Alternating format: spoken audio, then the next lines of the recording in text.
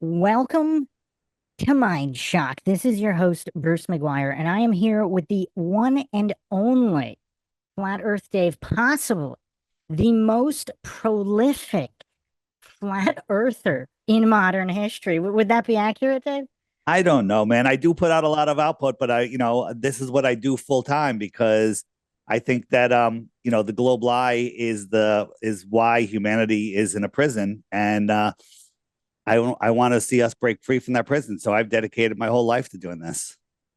Yeah, I mean, I have a lot of questions for you, and for all the listeners, you were one of the most requested guests on Mindshock. Obviously, the original channel went down. I had to rebuild everything from scratch, but people really wanted you on, so they just kept asking, get Flat Earth Dave on because they want me to talk to you because they know I'm not going to ask you the same old questions, and they know I'm not going to accept any logical fallacy. So a lot of people that are on the fence, they really wanted me to have you on. And I have to tell you something. I do the best that I can. I don't get everything right. I used 7 or 8 years ago. I used to say a circling sun in Antarctica disproves flat Earth. No, it just disproves our understanding of the sky. Right before that, I said the Earth was a globe. So we are capable of changing our minds based on new information. That's how I see the world. So I listen to your flat Earth, your shows where you're analyzing flat Earth stuff, especially my stuff. Because you did is that the most number of parts you ever did on what's his face, Dr. Shiva? Is that the That one longest was so you've ever tough. done? That one was the most painful one for me. It was so bad. But you teach me new things. You teach me new arguments. So I thank you for that. So I listen, I listen to lots of stuff so I can say, hey, that's a good little point right there. I just actually got a good point out of a new video that just came out and I added it to my presentation. I'll show it to you later. All right. Yeah, So go ahead. Back to you. y- yeah. So, well, while we're on the subject of Shiva, I mean, we do a lot of asides on Mindshock. That's actually one of the reasons a lot of people like the podcast is because I don't just brush things off. Like we actually get into each aspect of everything. So with Shiva, that wasn't even on my list to discuss with you, but we might as well. Did he ever get back to you? Nope. Not he radio silent after that. And I knew it. I knew that he was just all full of hot water. I was like, hey, let's have a discussion and figure out the logistics. Nothing. I have a cell phone number. I'm not going to harass the guy, but nothing. I got nothing. So And are then you doubted. familiar?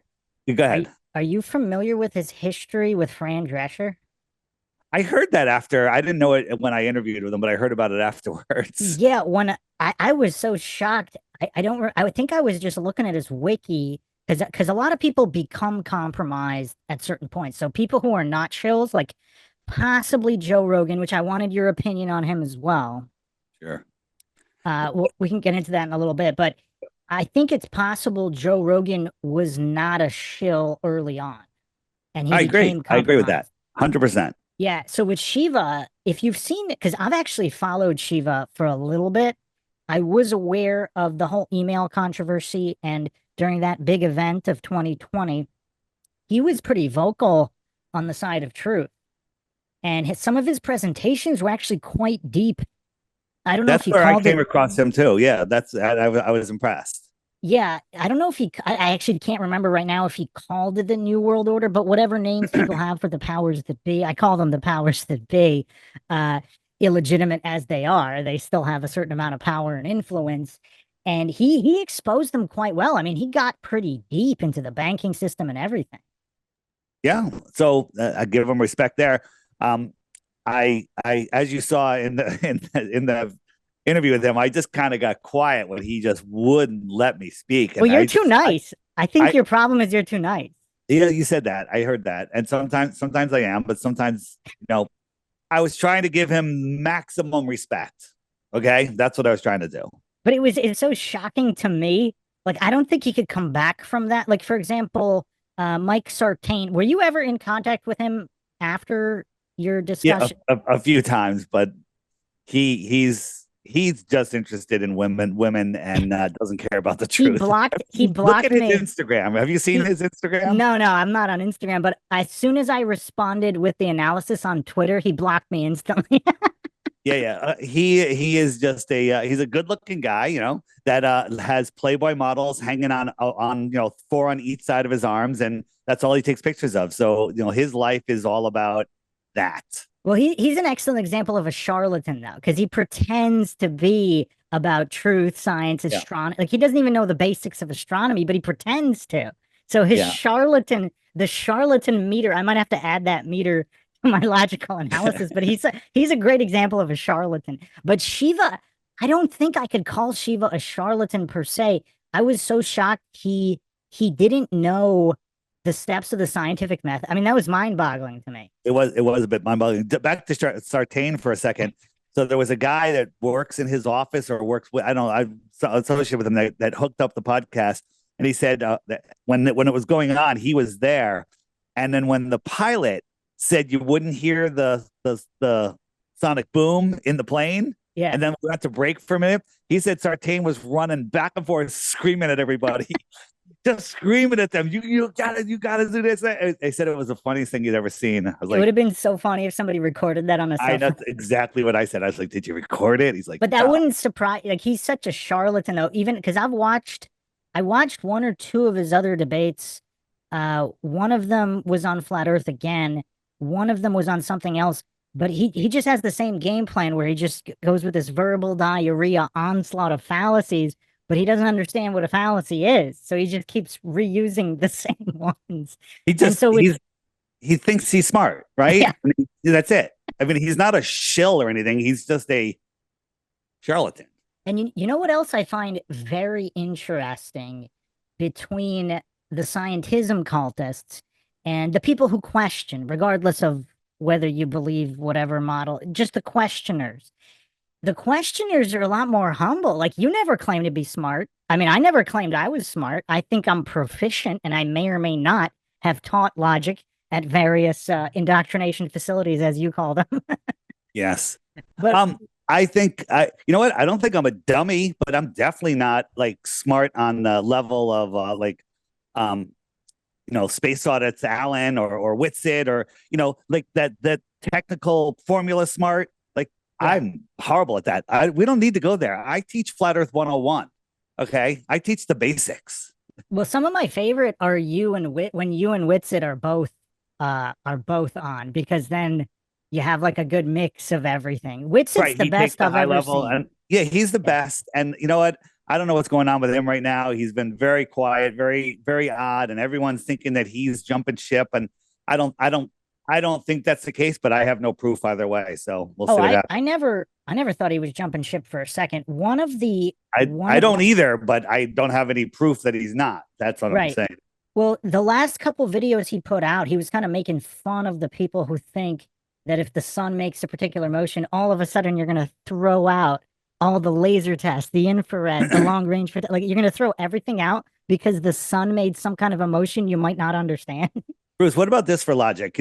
On the flat Earth model where we could have a dome over us, we could have 7, 10 domes over us. We could, right? The sun is a projection in through the dome or reflection off of the dome.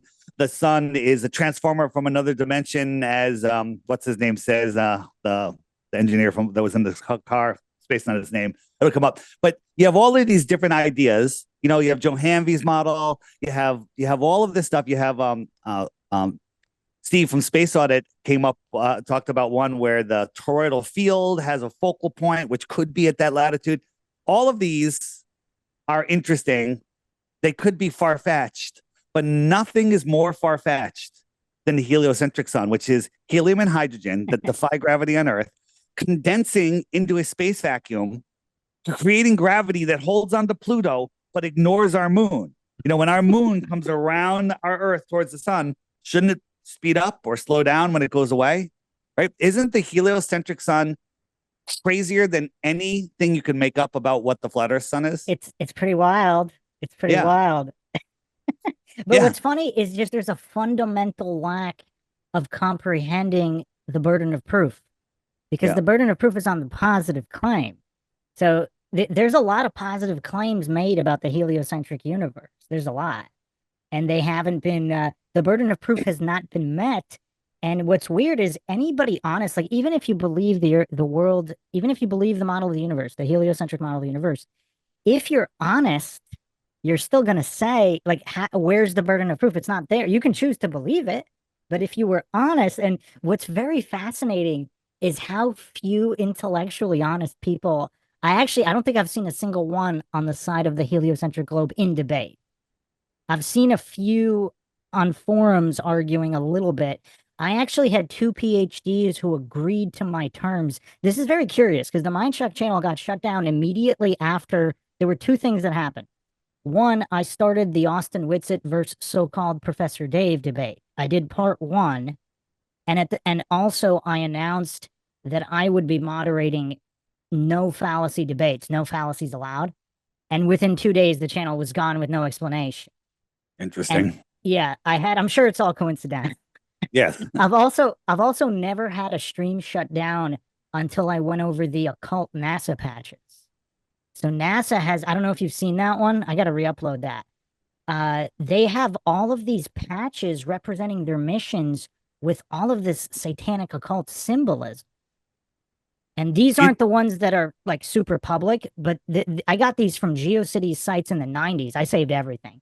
And it's hard to find, but these were the official patches. Like there's even, I have archives of NASA sites where they showed them.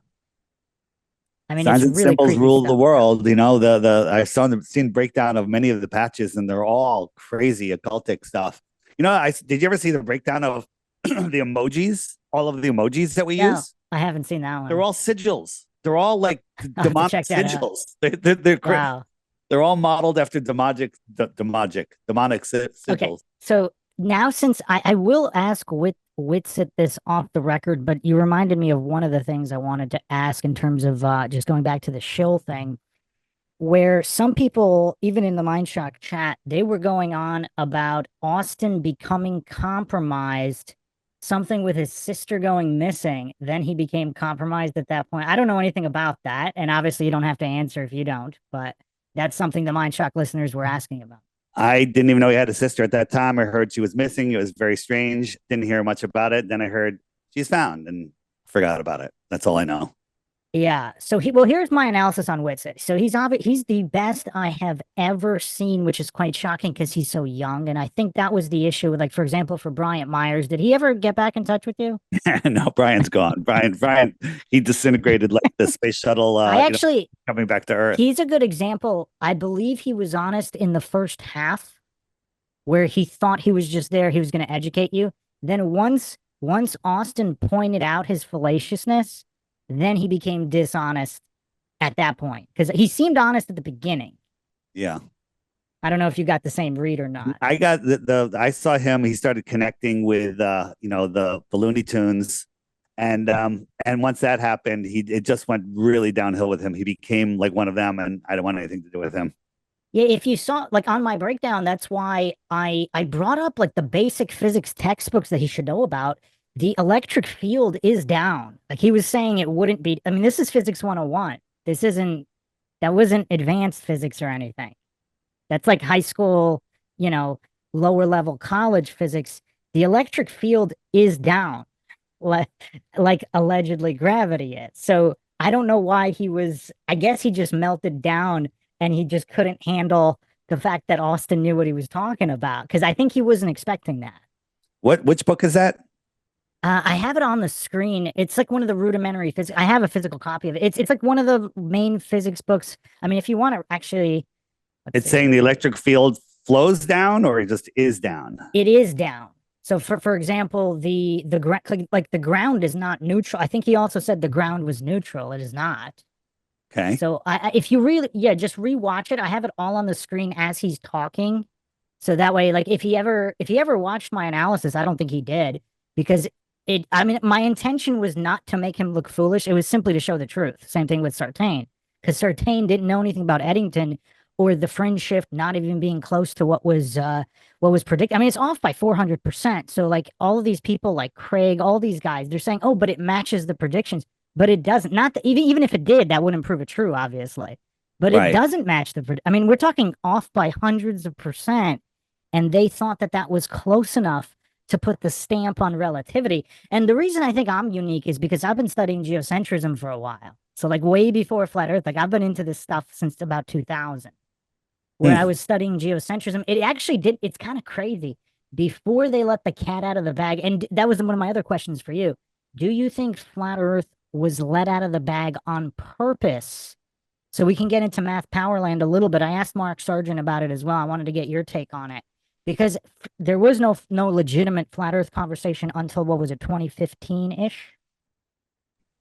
You know, I have no idea. I mean, I could theorize, and my speculation, I one, it just happened organically, or two, you know, the everything we know about this world, all the technology, it's all old world technology, in my opinion, right? And the powers that be, or maybe the people that live in areas that we're unaware of or don't have access to, have all of the stuff. I think AI has been here for a long time. That 1960 shows, The Benders, where the guy is going to go work for this fake news company and the rockets and the moon landing and everything, and he says, well, who's planning all of these wars? All the wars are theater. He's like, oh, they're like, oh, it's the big machine upstairs. They're talking about AI in 1960. So was there a someone, I don't know, what do you call him, a white hat that said, hey, or an angel, who knows, that said, hey, let's let this out and let help humanity along? Or maybe it's just the changing of our sky, the sun doing what the sun does and raising our There, consciousness. People started to yeah, see it. there's a darker theory similar to Alex Jones, which I wanted to ask you about Alex as well, but Okay. similar to Alex Jones, where it's if Alex is the shill. Again, I'm not alleging he is or isn't, but there's a lot of questions with Alex Jones. But Sure. with either through Math Powerland or other means with Eric Dubay, because Eric Dubay's parents he's from Langley, Virginia, and so are his Yeah, parents, and I don't know if you know about all that. I do. And then he's also, so he's pretty shady. If you look at the actual, someone did a deep dive. I believe I saved it somewhere. They actually ran all the financials on him He got and a his hundred thousand connections. dollar vaccine damage payout, Yeah, I right? think I think there was more than one payout, and then there Yeah. were also a lot of companies like Department of Defense contractors his parents were associated with or something like that. Again, I'm not sure. Maybe it's all fake, but someone actually pulled all the records and they showed all of them. I'll give you my 2 cents on him. I don't like calling anybody a shill. And what is a shill? A shill is somebody that gets there first, that causes division. That's not Eric DeBay, right?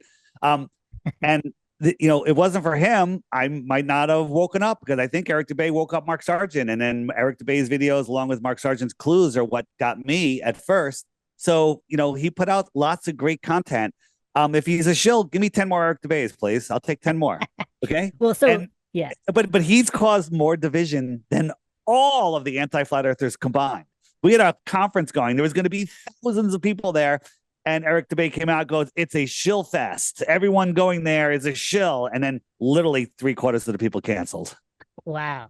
Yeah. So First conference. yeah. So the dark theory is like same thing with Alex Jones, where they have these gatekeeper type shills where they release true information on purpose to sow the discord and the social unrest. So that way it'll eventually lead to some kind of martial law, civil war situation where they can take over faster. So that's the dark theory. Yeah, I mean, it could be. Listen, let's say this podcast. So when you put it out, it goes super viral, and all, I was going to say 8 billion, but more like 1.5 billion people on Earth watch it. That's my opinion. Okay. And everybody wakes up to flat Earth. Okay. What's that going to do to society? You want It's to going to be break down? tough. Yeah, it's Yeah. going to be tough. Everything is going to just shut down. Martial law might be a good thing at that point, and maybe that's the whole plan. I don't know. Yeah, so let me touch base with you on one more thing before we get into these. I'm going to ask you about Rogan and Jones and a couple other people. Sure. So the other reason I think I'm uniquely positioned, because a lot of people don't like that I go into flat Earth, but that's for me, I'm a proponent of logic and reason, by definition, truth. So logic can be utilized for any topic, whether it's the paranormal or it's flat Earth. And so in the mainstream, the only thing consistent about the mainstream media is they never logically address anything. That's the only thing consistent about the Right. MSM. Yeah. So, because you see that, like it's always one of the most hilarious things was when Mark Sargent was on some kind of news program or some kind of show where it's like, oh, it's our debunking Tuesdays or something where they're debunking conspiracies. Notice how it's not, we're getting to the bottom of conspiracies. We're finding out if it's not whether they're finding out if they're true or not. Correct. They're automatically set up to debunk. And so the illegitimacy is just so obvious of everything in the mainstream media. And I think flat earth, but there's another topic too, statism. So you've mentioned it before, obviously government, mind control. So people that have been that have been studying just philosophy at a base level, how are you going to have humans control other humans?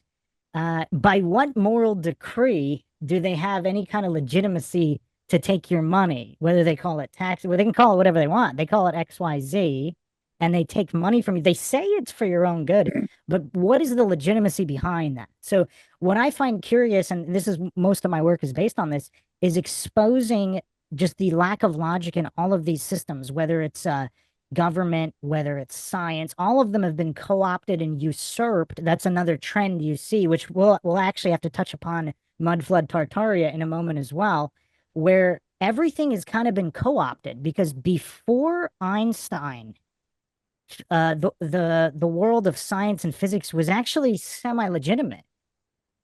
With Maxwell and all of the electromagnetic theories, everything before Einstein, there was a period of time it seems like all that stuff was pretty legit with Tesla and everything. Then Einstein comes along and he just wrecks.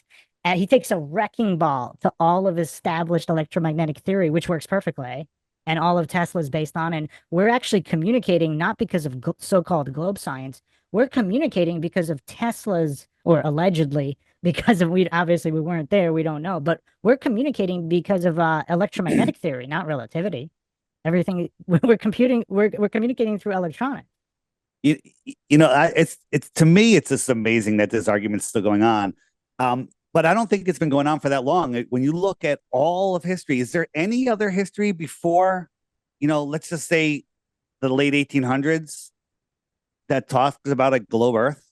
Do we have None. any So proof of it? None. I exposed, I think it was Soy Lodge, aka Lower Lodge. Nice. That was one of them.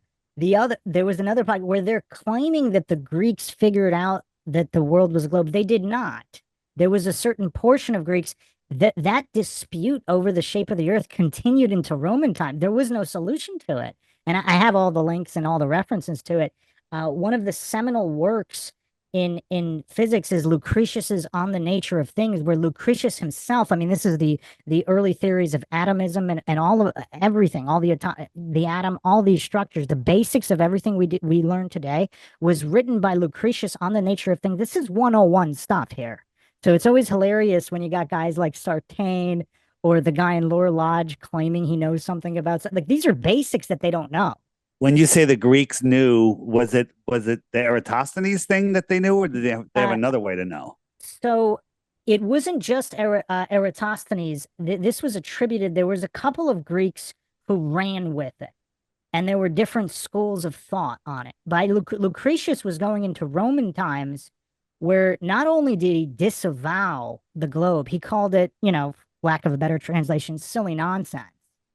And he was with the snow globe theory, basically, where he believed not only that it was flat, but that it was an enclosed system with some kind of, I don't know if he called it a firmament, but like effectively a snow globe. And he actually went on to make fun. So this is one of the greatest minds in Greek Roman history, and this is considered the foundation of science and physics. And it's amazing how many of these people arguing that are pretending to know things, they've never even read it. I mean, this is 101 stuff. Right. They were teaching flat Earth and globe Earth together in the late 1950s.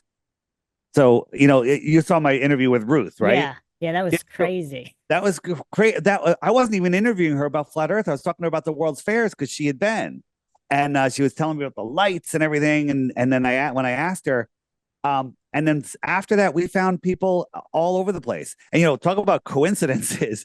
I was like, this is amazing, and everyone's like, it went super viral. Hundreds of channels uploaded it. And I said, everybody, if you have access to a nursing home, go find the oldest person there and interview them. Interview them. 1 week later, the thing in 2020 happened, and all nursing homes were locked down. Well, I didn't put that together. That must be another one of those coincidences. But you want to hear something crazy? That's a coincidence. You want another mind shock? Go. So I asked a lot of older people, so anywhere between in their 70s and 80s. I asked them because I asked them too, because I wanted to know about Tartaria, because I want to know Like, because if they were around, pre 1950, I wanted to know what their parents and grandparents told them. Because I talked to people, European people all over Europe. That's where they live. They really could. There's two curious aspects. I asked them about that and flat Earth. I'll give you the flat Earth one first. They said they were taught globe Earth in school, but they didn't believe it. Imagine this. Imagine this. So you're a child sitting in a classroom in whatever, 1930, 1940. They are teaching globe Earth, but the kids don't believe it. So, and I was kind of asking, well, why didn't you believe? Because I asked them, do you think the Earth moves? They said no. I mean, these are 70s and 80-year-olds today. And Yeah. I asked them maybe about 5 years ago, and they don't know anything about. They've never seen a flat Earth video. It's something they don't think about. They don't really discuss. I asked them, and I said, "Do you think the Earth is a spinning globe?" And they just said no. They didn't think about. They didn't even have to think about it. They just said no. And I asked them why. And then I asked them, "What were you taught in school?" And they said, "We were taught that it was a spinning globe, but we just didn't believe it." For them. That's kind of interesting, isn't it? Because It's super today, interesting. like, Yeah. well, they also had less fluoride, less injections, less, GMO, none of that stuff. So their brains, And they didn't have indoctrination television shows like Sesame yeah. Street and Oh, yeah, Book they TV. didn't have, And, yeah, they didn't yeah. have TVs. But I just thought it was so fascinating that young children didn't believe their teacher. Isn't that interesting? I love it. I love it. And it's We're just at the the topic because I asked them if anybody had asked them that. They said no, and then never really given it much thought. But they just thought, it just doesn't make any sense. It didn't make any sense. So that goes to Austin Whitsitt's. He had a presentation where default, because I was having trouble with default being flat and stationary for sure. I mean, there's no question. There's yeah. no question. You can't say we're moving as a default. That's not a default. Like if you're just standing around, you're not moving. So but the globe, that's a little bit more interesting because obviously you're not going to just randomly assume it's a globe. But also, if we're in a simulation, it's not necessarily any kind of shape, right? So it's the default. I don't know if I could say the other thing that I don't hear anybody talking about. If the Earth is flat, is convex. Like imagine a table with like a convex lens surface. Mhm. You would have curvature. I'm not saying there is curvature, but even if there were curvature proof, that wouldn't prove a globe. That would prove a convex surface. Here's my this is how I see it. We live in some sort of toroidal field, right? All of the luminaries are in that toroidal field. The planets, wandering stars have their own path, right? This is the dielectric plane that we live on. This is where physicality is. Everything else is non-physical as far as we can tell. So I would say this plane here that we live on is 1% of the entire Earth system. That's what I'm talking about. This 1%. All of this other stuff, we're trying to figure out what's going on in the sky. So are we in a simulation? I think the sky is a simulation. Okay, for sure. Maybe I don't know what the Earth is, but we can measure things. We can hit things with hammers on the Earth. We can see where the sun is. Like, well, am I allowed to ask what state you're in? I'm in a Don't answer. bunker. Don't answer it. Don't answer it. It's okay. So I think Hawaii is out here. So it must be around noon or a little afternoon. Hawaii's over here, I think. So it's a little afternoon, right? So wherever the sun is on this map, you can call somebody up and say, what time is it? Where's the sun? So we kind of have the GP position of the sun within our living area matches, works perfectly. What's beyond? What happens when you get closer to the outer area? Maybe there's a dome out there. I don't know. Um, that's all up for grabs. And what's going on in the sun, how we see the sun. I think everybody sees their own sun. Yeah, that's really interesting. When I first saw that, I immediately had flashbacks of being a kid driving a car because before the cell phone age, you had nothing to do when you were sitting in a car. So all you could do is watch the sun. And I, Yeah. I remember thinking about that when I was a kid. It's like, why does the sun always seem like it's following you? I used to say on show that, like, when you tell your mom, hey mom, the sun or the moon, it's following me. And the parents said, no, it's not. They were wrong. It is following you. Well, the other thing that I found curious, and if you have a chance to check out my Imaginary Friend podcast, I find that very fascinating how young children have imaginary friends And the child's mind, before they've been thoroughly indoctrinated, the mind works completely different because they're not told you're wrong about everything. Because if you can brainwash somebody by simply telling them you're not seeing what you think you're seeing, just like 1984. Yeah. So children have a much more perceptive view of what's going on around them. So an adult cares more about not looking stupid than a child. So an adult, how silly would it be for an adult to say the sun is following? Because their adults are scared of sounding stupid. So their perception of reality is more based on that fear, their ego, than it is on actual reality. And you can see how that explains almost everything about your conversation. When you're talking intelligently about flat Earth, to the other people, you sound stupid, but anything out of their mouth is the dumbest thing you've ever heard. Okay, here I have And a. they have no idea. They have Do no you, idea how dumb they are. do you want an old quote you can throw at people in their face? Sure. When you speak wisdom to a fool, all they hear is foolishness. Okay. I like it. Because think about it, if they weren't a fool, they would understand what you were saying. But Right. since they're a fool, that wisdom, it doesn't compute. I get all crazy comments and I get emails just from Globe trolls, never any Globe proofs, just insults and just nonsense. And I literally I screenshot them and I have a folder of I have two folders, one from Globers and one from appreciative flat earthers for helping wake them up. And I want to make a book where the front page, the right hand page is a Glober thing, and the left hand page is Oh, that's a flat Earth hilarious. comment, back and forth. And it there's some really hysterical ones. Well, that's actually one of the reasons I cover flat Earth as well as other conspiracies like Tartar. I've seen in recent years, like the past year or two, I've seen more meltdowns over Tartaria than I have over flat Earth. You know what? It's crazy how some flat earthers can't see it. The Tataria page, which is the Griffin button, is becoming one of the most popular hit pages on my app. I just added this guy from TikTok. He's pretty funny. I got a language warning on there. But there's some great stuff. There's this new channel called Our History in a Different View. Amazing. And he literally just released a one on flat Earth, a big one on flat Earth. So I'll be featuring that in a couple days. But there's so much good stuff on here. And of course, do you watch My Lunch Break at all? Do you watch anything, Yeah, or you yeah, do your yeah. own thing? So I actually did a so-called definitive podcast where I kind of mashed up some of like the leading Tartaria researchers. It was like I did a 3 hour Tartaria definitive edition. And yeah, I put my lunch break was on there as well as a few of the others. And it is so fascinating. I actually think it might be a little bit more triggering than flat Earth because what's Why? interesting. Why is that? So I have a few theories on that.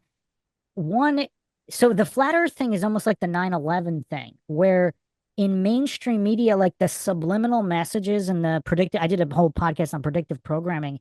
With flat Earth, there are so many digs. When you have Obama saying we don't have time for a meeting of the Flat Earth Society, that gets ingrained in everybody's brain to the point where flat Earth is so silly and stupid, they're never going to think about it seriously. But that never happened with Tartaria. That never happened with Mudflood. So when you bring up in your face photographs, when you bring up the dates, one of the most fast, I forgot which state it was in, but on the definitive edition that I did, I brought up like this entire huge stone marble government building with giant pillars. The population of that entire city was like 2,000. Why Yeah, do they and they need did it, to? and they had horses and buggies and no Yeah, electric cars, they no had a trucks, couple no of, deliveries, yeah, no they had a couple cranes. of huts.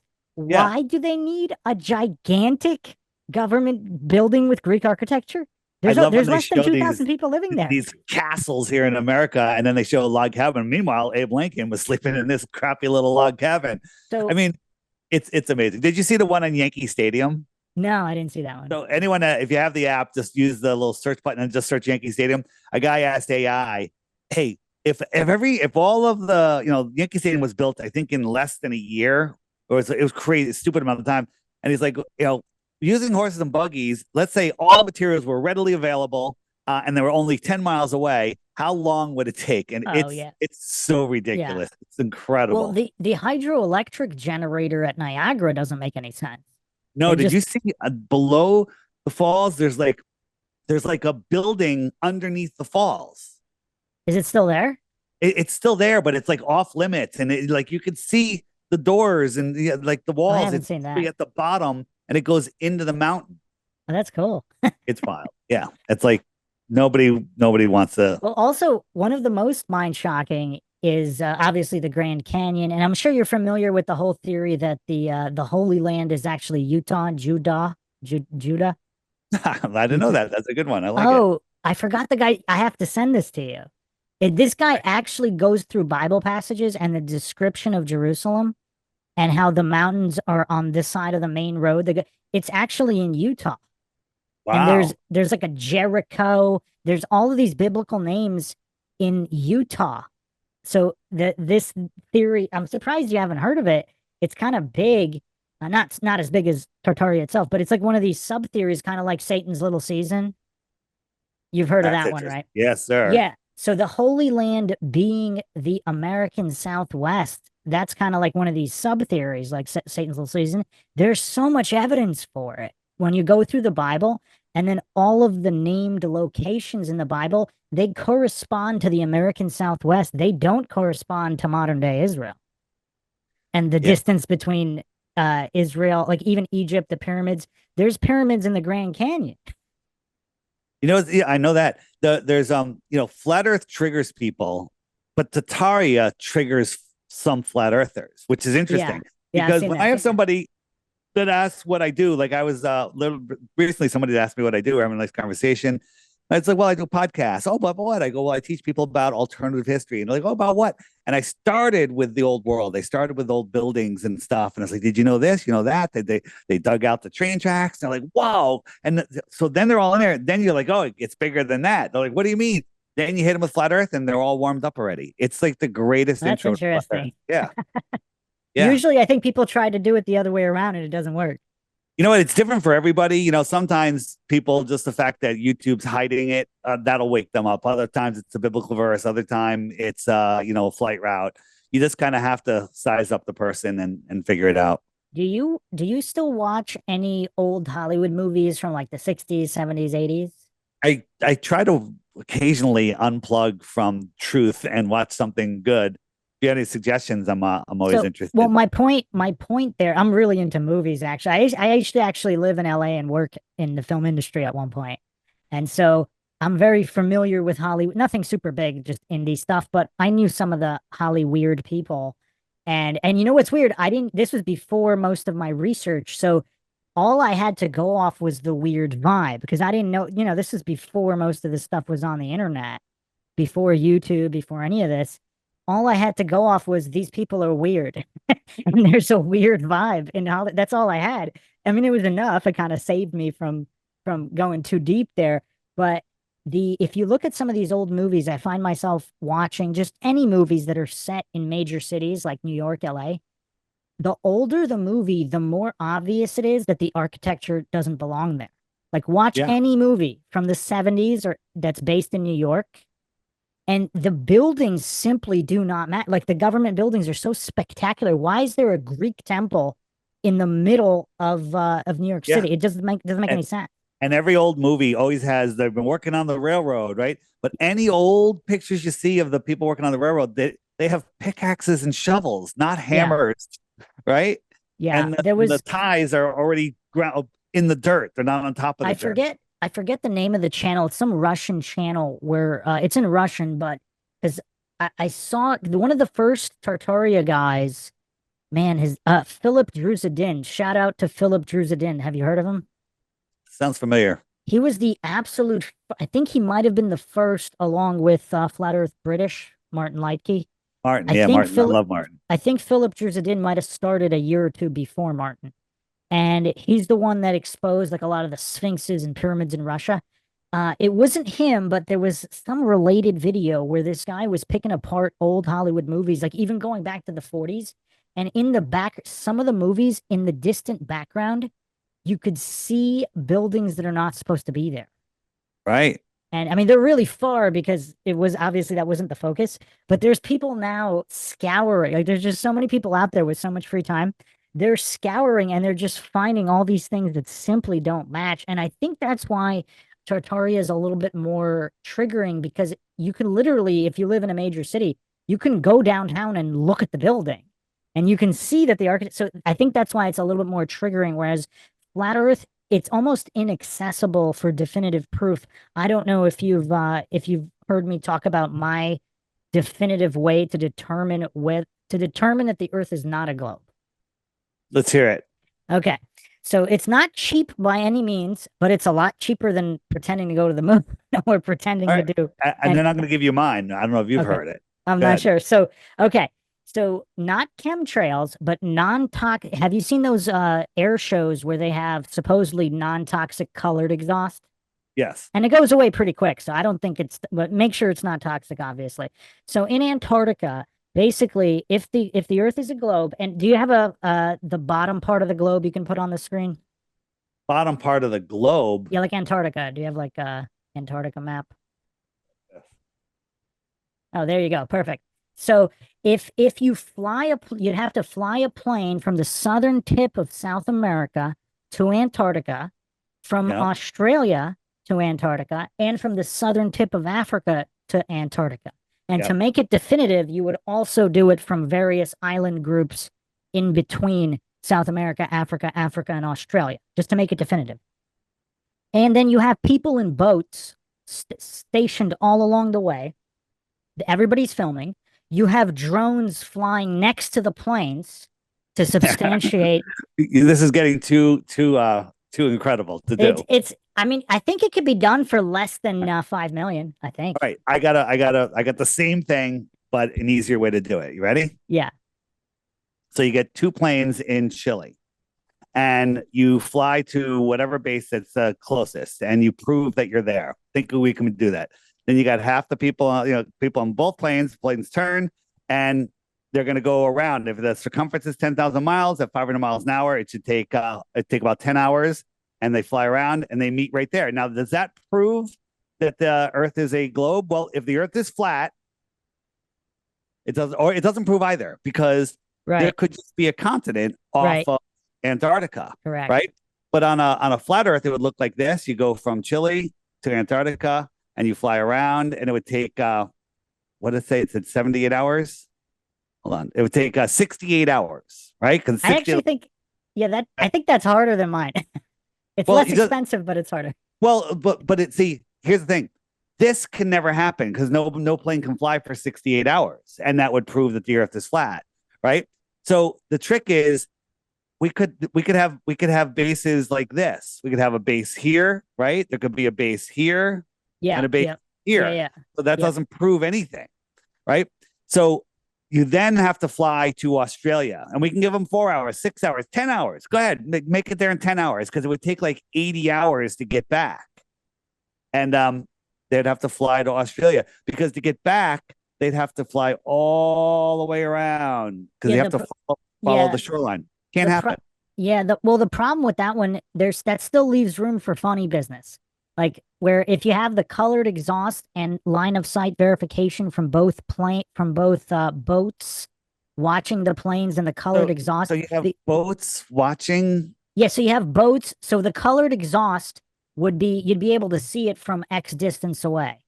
And so Okay. you have multiple boats. I should probably do a visual representation of this, but you have boats, like you have several boats between Antarctica and the southern tip of South America. So the colored exhaust, you would get it to stay in the sky for whatever, 10 hours. And you would have the drones flying on each side 24-hour or whatever live stream. But the reason I want to do it simultaneous, and this ties into the final experiment, because how do you know that South America, Africa, and Australia are where they say they are in relation to Antarctica? If you do simultaneous flights with colored exhaust, because with the colored exhaust, you have people on boats being able to verify instead of trust me, bro, of the pilot or the people on the plane. The reason that won't happen is because the Earth is flat and that area is just way too big, and so it's never going to happen. Oh, My thing should be yeah. happening all the time. That people from the base over near Australia should be coming to visit the people off the Chile base, but that never happens. It never happens. Yeah, there's a lot Did you of get my problems. gyro one? Tell me what you think I about think this. so. I think so. Yeah, Yeah. so you got a gyro, and if we turn it sideways and I walk down the hallway, it's going to measure the hallway. If I took a turn, it's still going to point the direction that it points, right? But on a globe or flat Earth, the longitude lines are straight lines. You would fly in a straight line, a magnetically straight line, right? You'd fly in a straight line. But on a globe or a flat Earth in the north, you have to constantly turn to the right to maintain a magnetic heading of 270. You have to constantly turn to the right. So if you had a gyro saying, okay, west is this way when we take off, and I'm going to follow the gyro, um, west will peel off to the right. Either way, globe or flat in the north, west will peel off to the right. If you dead reckon, magnetic west will peel off to the right. So that doesn't prove anything, except if you go to the south. In the south, west will peel off to the left if the Earth is a globe. One flight with a gyro, maintaining a dead reckoning, and if west peels off to the left, Earth is a globe. If west peels I off to the think right, I think the other issue with doing this in a passenger plane, there might be I an want to do it issue. at 747, Yeah, I and I think if you want lunch served too. Yeah, I think if you did it in a fighter jet, it would be a little easier because if you're trying, because the faster this, because with some of these more minute, imperceptible adjustments, one could argue that the sensitivity of instruments. But with a fighter jet, if you're going three times the speed of sound, that would actually be good for that. Well, but you could also prove that when you, let's say we get the plane here in the U.S., we fly to Brazil, using the gyro, saying, okay, south is this way, and you'll see that south will not drift off. That when you're heading south and you have the gyro lined up with the Oh magnetic yeah, south, yeah, magnetic yeah. south will not change. Hey, that doesn't prove flat Earth or globe if it works on both. You actually just gave me. I just thought of another idea now that I'm talking about fighter jets. Why not? Why not just have a fighter jet go from, because we need fighter jets, because otherwise it's going to take too long. We need things going like Mach 3, Mach 4 that just fly from, because they could actually make it without refueling if the globe distances are correct. You only need to go a couple hundred miles. Well, I The mean to west, the verify, west will peel off. no, I mean to verify the position of continents. Because with the final experiment, one of the Right. issues are even if the sun is making that lap, if you haven't proved, you haven't determined the variables, you haven't proved that Australia is in this position relative to Antarctica, you haven't proved that South Africa is, you haven't proved this. They maybe you proved it south if they went from South America, right? Yeah. Yeah, so maybe they can prove that they traveled from South America to Antarctica, but that's not enough. You need to know where the other continents are for that experiment to mean anything at all. And they didn't do that. So the variables are not set, therefore it does not meet the criteria for an experiment anyway. So I'm with it's you. just, yeah, it and what was weird about Shiva is he was kind of pretending like that was legitimate. That didn't make any sense to me either. Like he almost opened with that. Yeah. Think about this. The SR-71 flies like, Mach 3 or whatever, Mach 4, like 3,200 miles an hour. And it can't, when at that speed, it can't turn left or right. That also means that it can't turn up or down. It has to go straight. Now, the SR-72 allegedly goes 4,000 miles an hour. The curvature drop rate at that is 1.11 miles per second.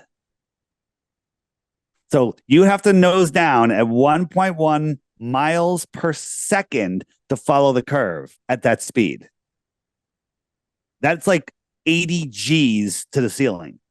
Yeah, I wonder what's built into their calibration because I don't know the design of these planes. I would assume that the built-in gyro, especially with any of these computer, because it would be easier if there was some kind of analog plane that could go this fast where it didn't have anything built in because it could almost trick the pilot, right? Because if you're the pilot and you Yeah, don't know that it's doing what it's doing, you think you're going a particular way, which you're not. I think that on all commercial flights, there's a box that supposedly makes your gyro adjust. Yeah. And Yeah. and if it ever breaks, they're not allowed to open it. They have to just swap it out. And the company, there's only one company that supplies these. And some research. Is it a black cube box? It's not a. I don't think it's black. I think it's red for some reason, but I don't know the color. And there was a flight that was going to take off, but when they were going through their system check on the runway, that it wasn't working, and the airport didn't have any more boxes. They're like, "Okay, just go. It's all right. Just check in every 15 minutes, and we'll adjust you." And Wow. the pilot checked in, and they never needed any adjustments. That's pretty weird. Yeah. And so after that, some researchers tried to call the company and get a comment. You can't. It's just voicemails. There's just voicemails. There's nobody there. You can't get anybody. You know Weird, what's right? you know what's yeah, but this whole thing is so weird because if they really wanted it would be if the Earth is a globe, it seems like it would be so easy to prove it. I mean, what's a few fighter jet flights with live streams? Because if you fly from like if you fly a fighter jet from Australia to South America and then from South Africa across Antarctica to whatever group of islands is right there. If they did those flights simultaneous with live streams and you could see the other plane, like if they timed it and you could see the other plane, like that would be pretty solid evidence of a Yeah, I globe. don't know, but how are they going to live stream it? There's they're out in the middle of nowhere. They're on No, the no, X. live stream from inside the fighter jet. Yeah, but I don't even know. There's no.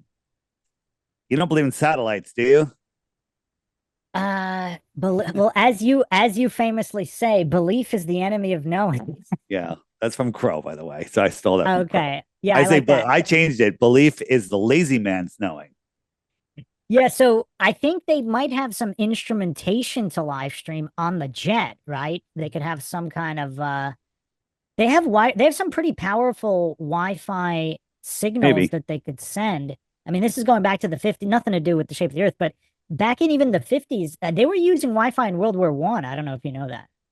No. They had not Wi-Fi for internet, but they were using wireless comms, which is kind of weird because in World War Two, I'm not sure how much wireless comms they used, but in World War One, they had wireless comms.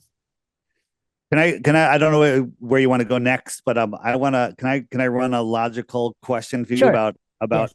so in the winter are the in the north, I'm in Connecticut. Are we closer to the sun or farther from the sun Okay. So if you're going here, this is on the actually, globe? I know where you're going with this. This is one of, so actually, this is going to segue perfectly into my next question for you. I almost, okay, I'll answer it, but this is, I was going to ask you if there was, because I've listened to quite a bit of your interviews. I just, right now, I just can't remember what you said to the question, was there a single defining moment where you kind of abandoned the heliocentric globe? That's my question to me. Yeah. It's when I bought a P900, and I went down to the beach, had a perfect day, and I zoomed in on a buoy over 10 miles away, and it should have been behind over 60 feet of curvature, and I could see the surface of the water beyond it. And so I immediately assumed that the curvature calculator was wrong. And I think I went to Mick West's debunking site and said, "Oh no, it's a hump. You have to split that." I'm like, "Okay, the buoy's not 30 feet tall. I can still see it." And Mick West is a fallacy machine. yeah. So I went to the worst Yeah. source Yeah. possible to give them, because we can do that. We can give them the benefit of the doubt. Oh, you want to say it's 50% refraction? Okay, I can still see it. Okay, I shouldn't be able to see it. You know what one of my favorite globe Earth arguments is? But The refraction is always the perfect amount to make it look as if it were flat. So regardless of the size of what's being refracted or the distance, it just so happens that it magically ends up to where it would be if it were flat. Isn't that funny? right, and this you've seen this a million times, but Yeah. we have these numbers here are with 50% refraction. I mean, I rounded down like so huge, right? And so are we looking across a flat Well, it's lake? actually, I think you gave them too much of a benefit of doubt because you're comparing that refraction to apparent horizon, not true horizon. So it would have to be even worse refraction Yeah. to it. So you actually the margin of error is actually much, much worse than that because the true horizon is not the horizon you see. Right. On a globe, the horizon is less than a mile away at 6 inches, and all of these refract up to the perfect amount to stop tangent to there. Yeah, it's I mean, funny. It's I funny mean, how they all have to refract different distances though. well, they're farther away, so the farther more they refract up, and they Yeah, but always they stop always exactly at eye level. They never stop yeah, at 2 feet above eye level. Or yeah, that's feet. what's Why funny. aren't they flying in the air? That's what's funny. Why don't Yeah, things refract sideways? When somebody takes a right hand turn down a city block, why don't they refract out and I can still see them? that's funny. No, you also said that you had a really interesting one, a curved hallway. That was a really good one. And then you just flipped it vertically because nobody has trouble believing what is going to be hidden behind a curved hallway, right? Because Yeah. you had some kind of image of a curved hallway. Um, And then everybody agreed with you. As soon as you turned it vertically, their brains melted. Yeah, yeah, yeah, yeah. yeah. As So when soon you as walk around there, everybody's good with that. yeah, if Ev- I walk around there and I have the Hubble telescope right here or yeah, the James Webb, can right. I see that person Nope. past this line? But as soon as you flip that image, as soon as you rotate that image, it's brain melt. Yeah, yeah, their brains are Yeah. gone. Their brains melt. Yep. Same Right. image. Yeah. Okay, so to No, answer your question, go so ahead. for me, like I said, I was into geocentrism for a really long time. There was actually a forum, I wish I could find it. I've been putting feelers out on all these old physics forums.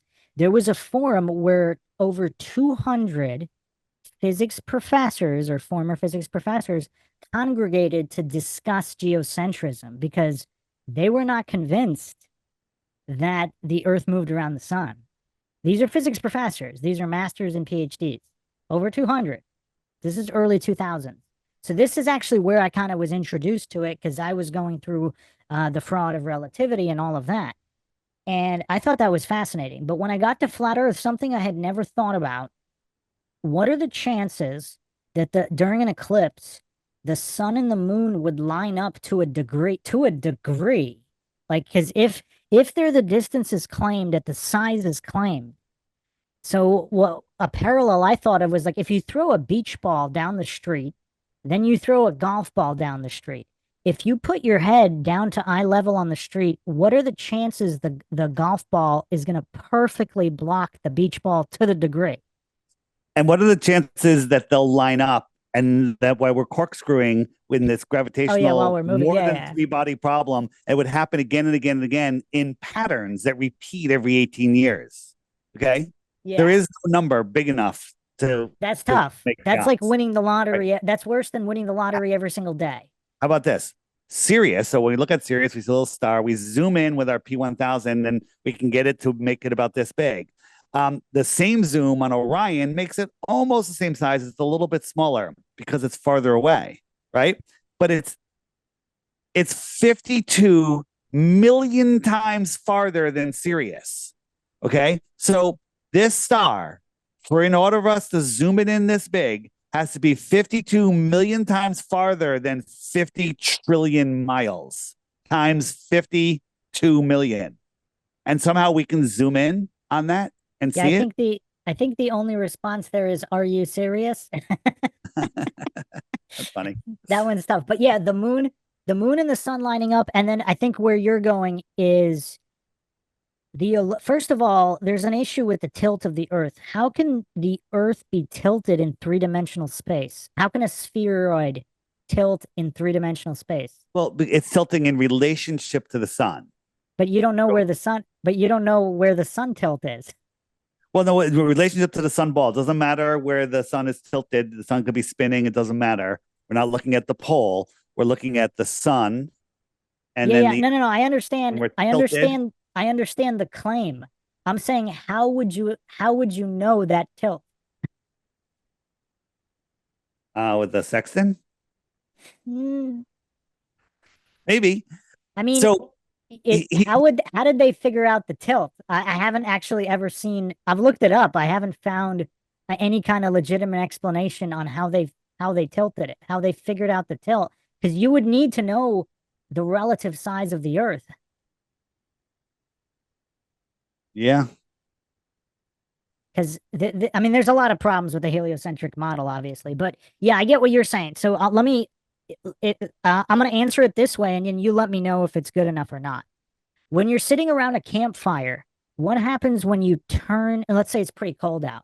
What happens when you turn your back to the fire? Your face going to be a whole lot colder? Let's say this is winter, Yeah, face will and be the colder. fire is really close to you. Now, obviously, if the fire were further away, it would have to be a lot more powerful to warm you, right? When you're facing it.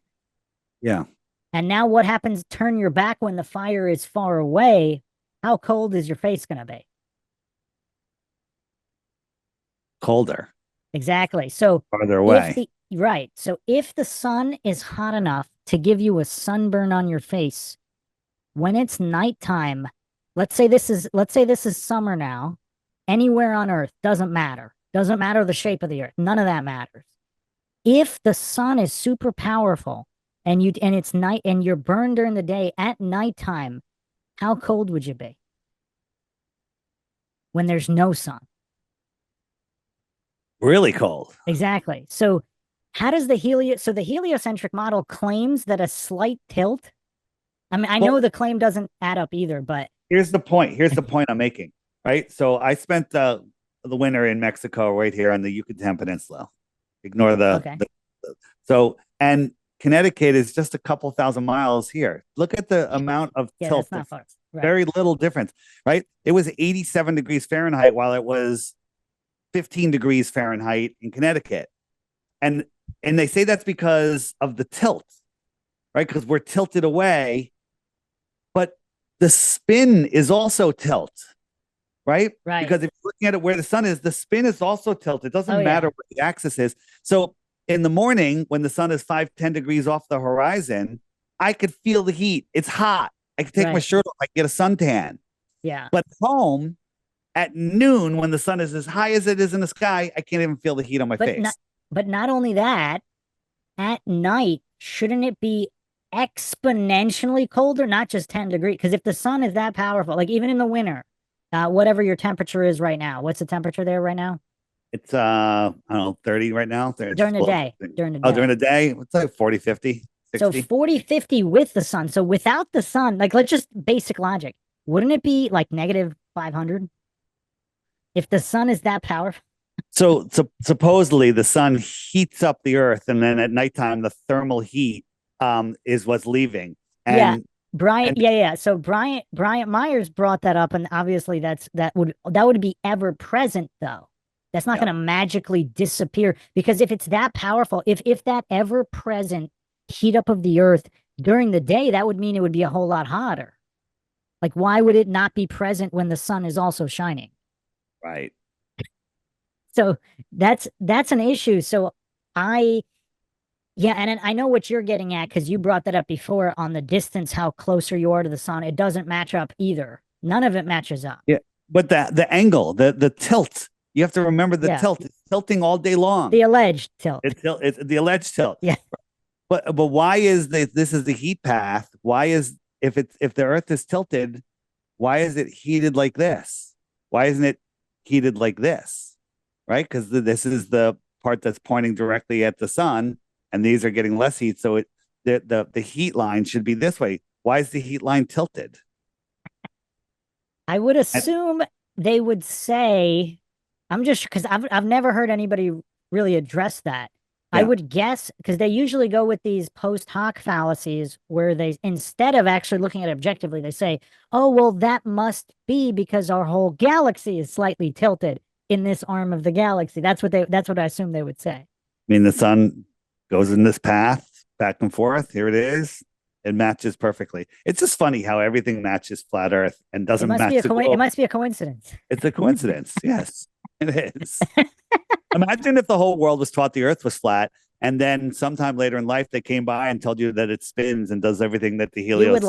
You would laugh so hard. There's no way there would be any globe Well, Earthers. especially if their argument is trust me, bro. If that's all they like, they'd have to provide something substantial instead of the alleged transit of Venus. Like they have to have more than that because they're guessing the variables, and so they're stacking assumptions on assumptions like a house of cards. I go over this every flat Earth debate where somebody wants to bring in the astronomy because and what's curious is that Shiva brought up first principles but never adhered to it. So, but No. I thought that was interesting that he brought it up. That's a great idea, Shiva. Let's go blank sheet. And then all of a sudden the sheet already has gravity on it. It has It's mantle. curvature. How It's did got those get everything. on? How did those get on a blank sheet? I I I watched all 6 episodes.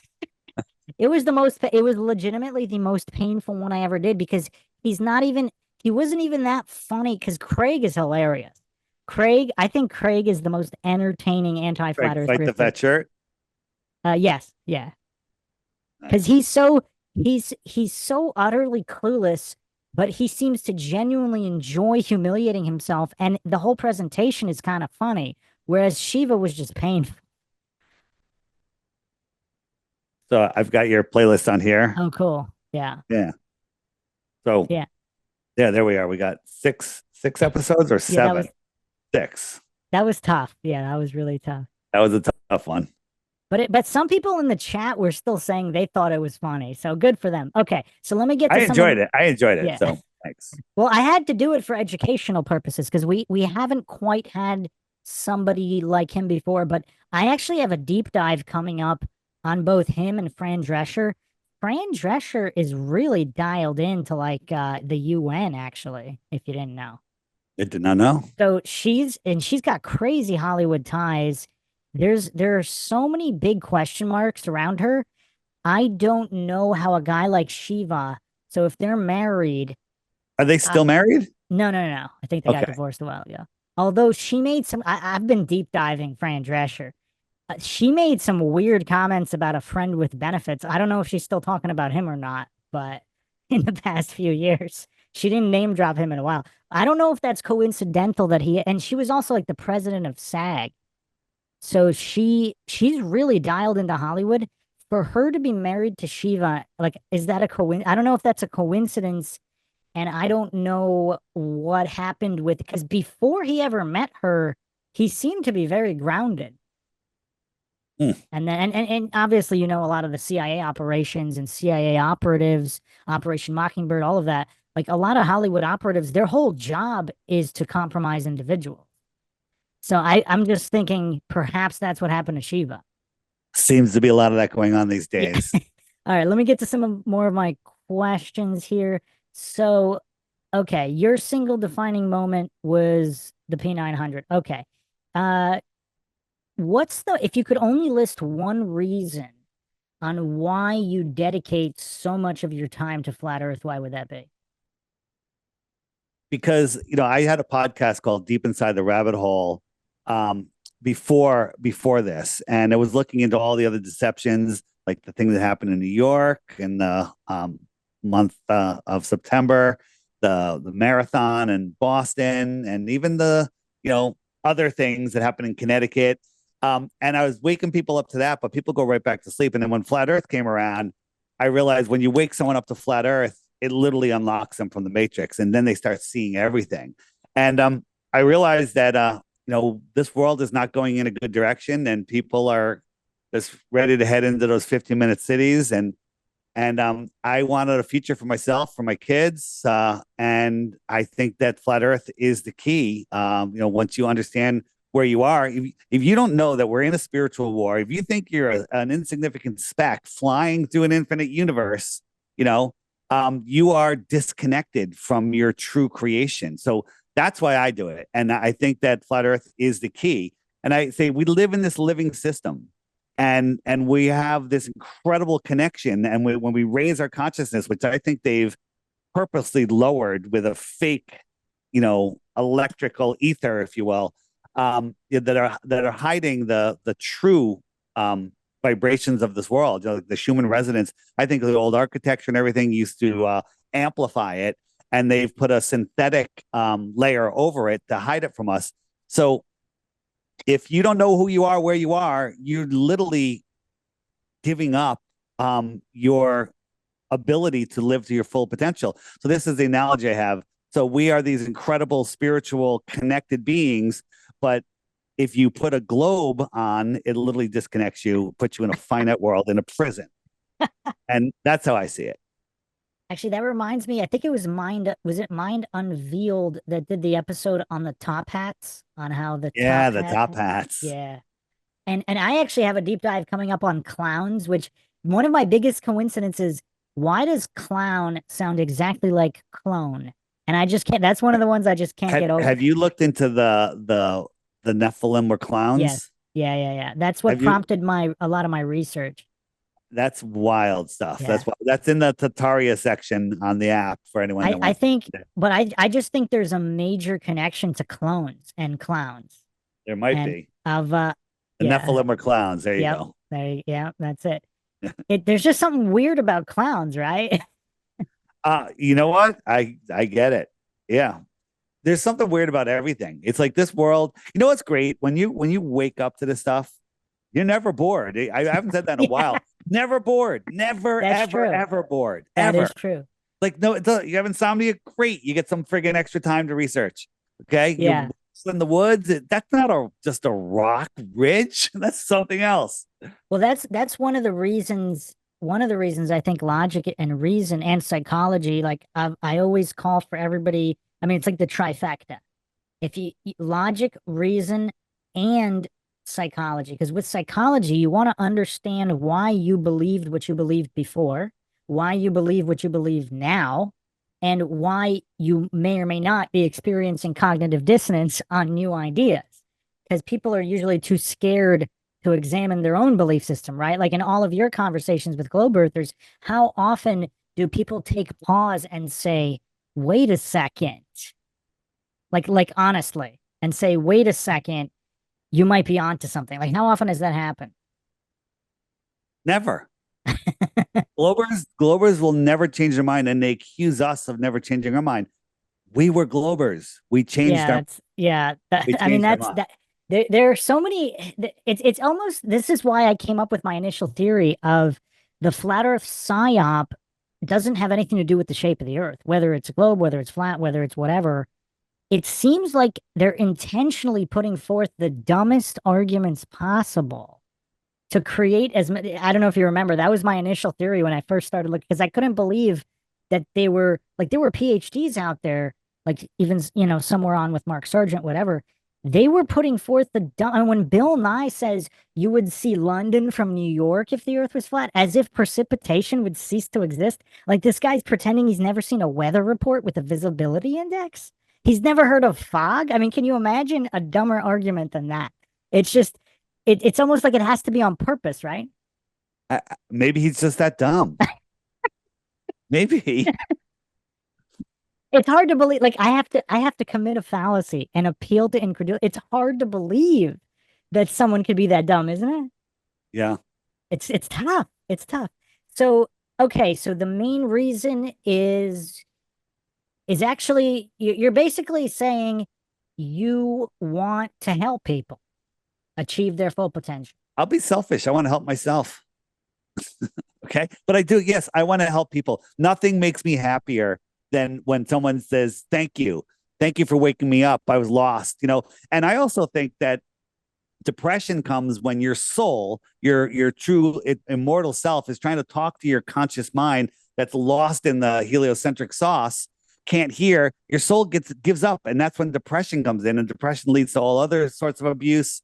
And I've seen it happen many times when people wake up to flat earth, they literally rise up out of depression. They get off of their their pharmaceuticals, and they find a new thrill. I mean, like life is amazing right now. Life's hard and amazing. It's amazing. And I wouldn't want it any other way. So I love when people wake up. That's it. Well, I actually think this is a very interesting answer because when you look at the people you debate, their goal is to reaffirm their belief system, which is literally putting money in the pockets of the corrupt who oppress people. Just from a moral standpoint, it's actually kind of interesting There's just taking a Stockholm step syndrome. back and looking at the motivations between the flat earth, because people are saying, okay, flat earthers are that was one of the silliest arguments. Joe Rogan brings it up. They're making money off ad clicks. Like, does Joe Rogan not understand that the establishment is making trillions more? So if the metric is how much money you're making, whether you're telling the truth or not, then clearly the people making more money would be lying. It's like he doesn't. I don't know if he's that stupid though. What's your opinion on Joe Rogan? So he was the poster boy for we faked the moon landing, and there's no way you're going to convince me otherwise, right? Have you seen my episodes on that? I don't remember. Maybe. I did one on EMF radiation where the EMF frequency is identical to to studio lighting in a museum. Like I used the work. I mean, there's plenty of people doing this work. I called it one of the smoking guns because the EMF radiation, you can tell whether the lights are artificial or not. And the lights on the moon landing are artificial. They're giving off artificial frequencies. You can measure the frequency from the video. So basically, if you look at the images, this one guy, I forgot his name, he actually is an anti-conspiracy theorist, by the way. He's the one that found this. So Okay. he was playing around with the EMF data on images. So the only thing that's sketchy is if you're filming a screen, it won't work. But if you look at the actual images, like for example, he used images taken from like from the Hubble telescope or whatever, from telescopes, and that like he compared the natural lighting of stars or the sun to the moon, to images of the moon landing, like the high res direct, not the video that's filming off the screen, because you wouldn't be able to tell off of that, but the actual high res images they allegedly took. So if you check out my Apollo, the Apollo moon landing series, I have 3 episodes. I also time the audio transmission, the claimed raw video. So you can calculate how much time it would take. And even that's a problem because the transmitter would have to be like the size of a skyscraper. And they supposedly have this tiny little transmitter that's transmitting live. I also went into in episode 3, they claim, so they sent high resolution, full color images from the moon to Earth in several different streams. They had a microwave transmission as well. And I just compared it to the previous ones that were only a year or two prior. They were barely able to do it from like a ship at sea to a city. And then supposedly they're doing it from the moon. So that was episode 3. There's a lot of smoking guns there that people haven't seen before. I've also been going through the transcripts. I have episode 4 coming with another smoking gun. Supposedly there was an orange juice spill through the suit. So you could see how that could be a problem. And that's on the live transcript. Yeah. But sorry to How did interrupt you. I have a Continue with question Joe for you Rogan. on the moon Yeah. missions? How did they stir their tang? How did they get the powder out of the bottle? Okay, you can't. I don't know how they did anything because none of that makes any sense when you actually like go point by point. I think part of a psyop is they took some things like some of the shadows, some of them maybe could be explained because they did have the additional light. I mean, one of my arguments was when you adjust for exposure, in order to see the suits, you would have to adjust to such a point where the surface of the moon would would white out the whole everything. You wouldn't be able to see anything because you've used cameras. When something is that bright, once you adjust the exposure, you wouldn't be able to see anything. So how did they get any of the footage? It just when you look at when you do a point by point breakdown, most of the people arguing or debating the moon landing, they don't use any of like the points I use because they use all of these somewhat ambiguous, not you, but on some of these mainstream debates, they're talking about like different directions of shadows. If the lander had a light, if they had an extra light, the shadows I think are the least like I don't know if you could really I don't care about the shadows because there's like a million other things that don't make any sense that you wouldn't be able to do, like the transmission. The transmission is one of the biggest issues. How are they going to transmit that signal live over that distance? It's never been done before. To transmit live news, they're running cables to the cable truck.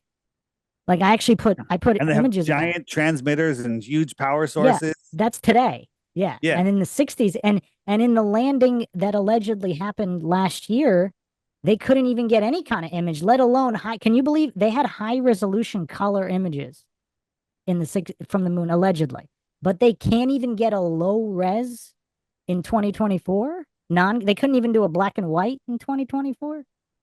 So those are the arguments that I find more interesting. But yeah, we kind of got into the weeds with the moon landing a little bit. But yeah, back to Joe Rogan. So Joe Rogan, he was there's no way that you can convince me that the moon landing was real. That was his Yeah. thing. Then he went on vacation, came back with a massive TV contract and Yep. tens of millions, if not $100 million. He interviewed Neil deGrasse Tyson. He wore an NASA jumpsuit, and he's like, "Oh yeah, maybe you're right. Maybe you're right." And he literally flipped back. Now, is that proof? I don't know.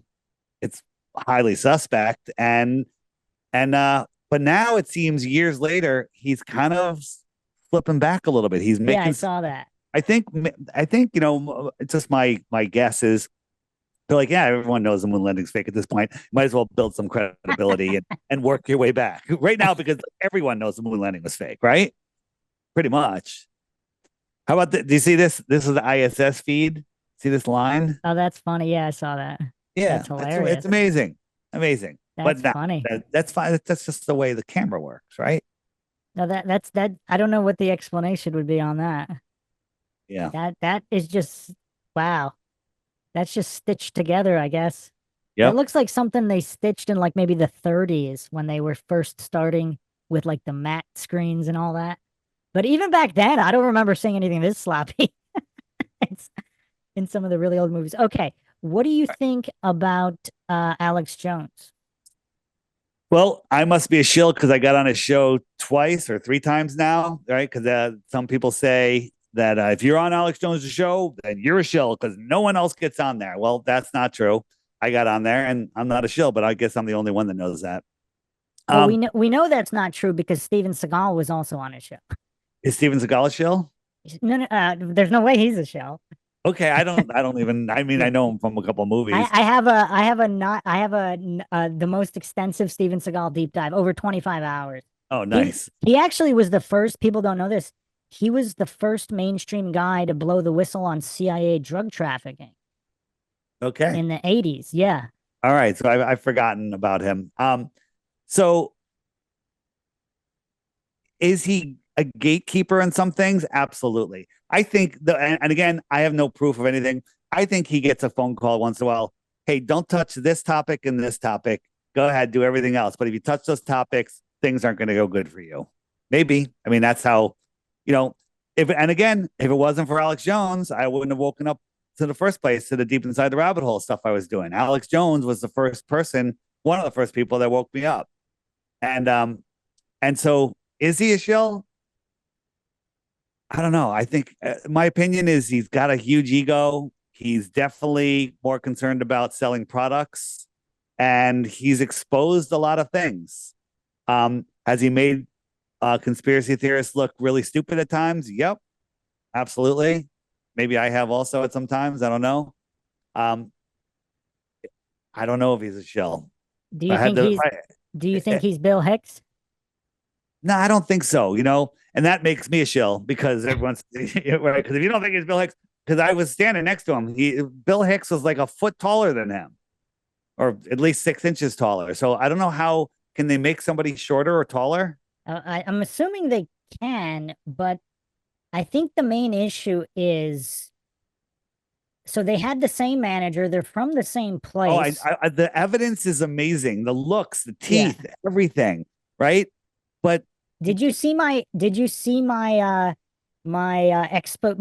on it? I found by a the way, clip. by the way, I go back and forth. If you ask me the question tomorrow, Okay. I might say yes. I might say yes. You I didn't happen to ask him, did you?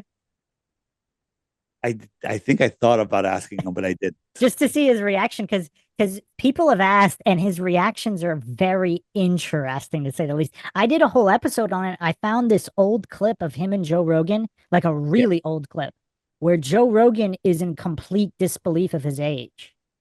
And it's really funny the way Alex is handling the situation because it appears they don't know they're being filmed or that it's not going to be aired. Like it's some kind of candid footage backstage or something. interesting.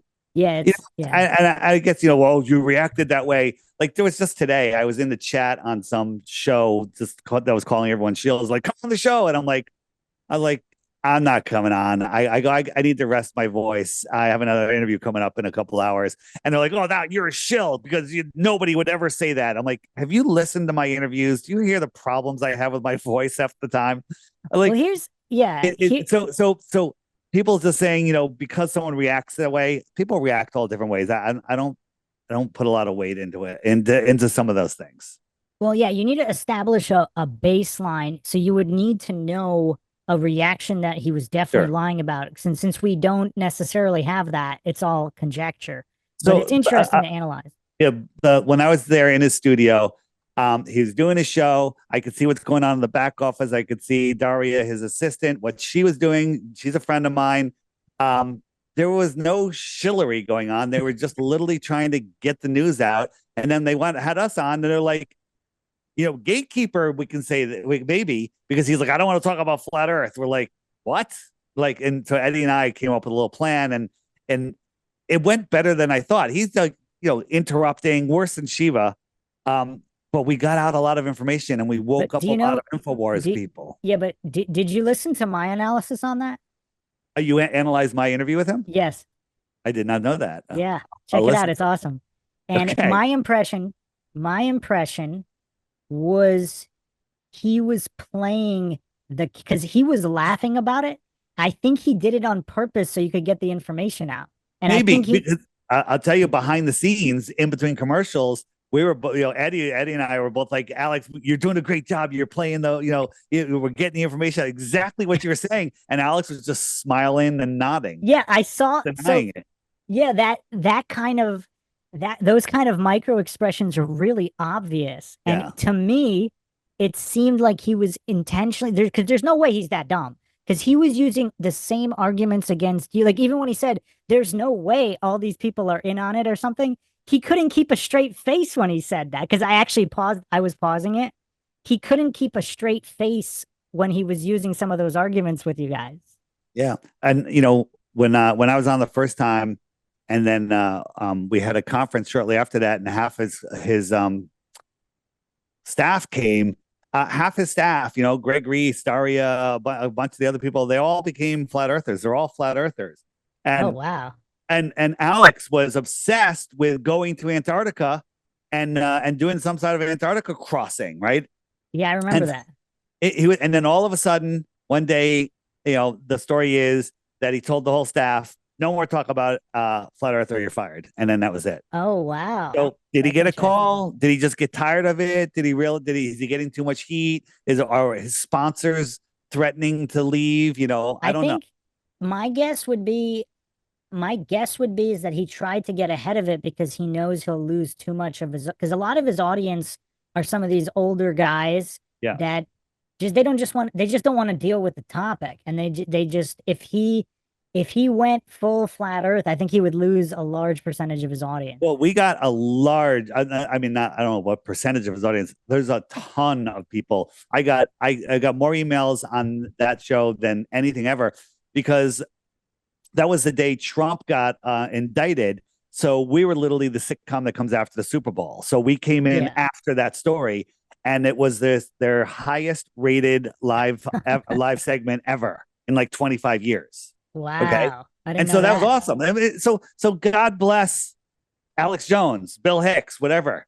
God bless him, right? Because he's getting the word out. It's funny. He's got reach, because I literally left from there to the Austin airport. I'm in the airport, and two people recognized me from being on that show in the airport. Well, in my opinion, he's absolutely the greatest thespian in modern times. I've never seen a more entertaining, better actor. Like he can do any Oh, accent. he's He can he's do doing it all. he Yeah. can play any character all at the drop of a hat. He can riff it all on the fly improv style. I mean, it's incredible. I've never seen anybody like that. Yeah. Well, are they still on the air? Like they got shut Uh, down, but did they on open up X, under? no, no, no. They're still going on X. So the judge actually blocked their sale. It's really interesting what's going on. I've been covering Alex Jones for a while. Uh, the whole thing is fraudulent, obviously. Because people who think he was found guilty by a jury, he was not. There was a default judgment because the judge asked him to provide. I mean, I don't know if he explained it to you.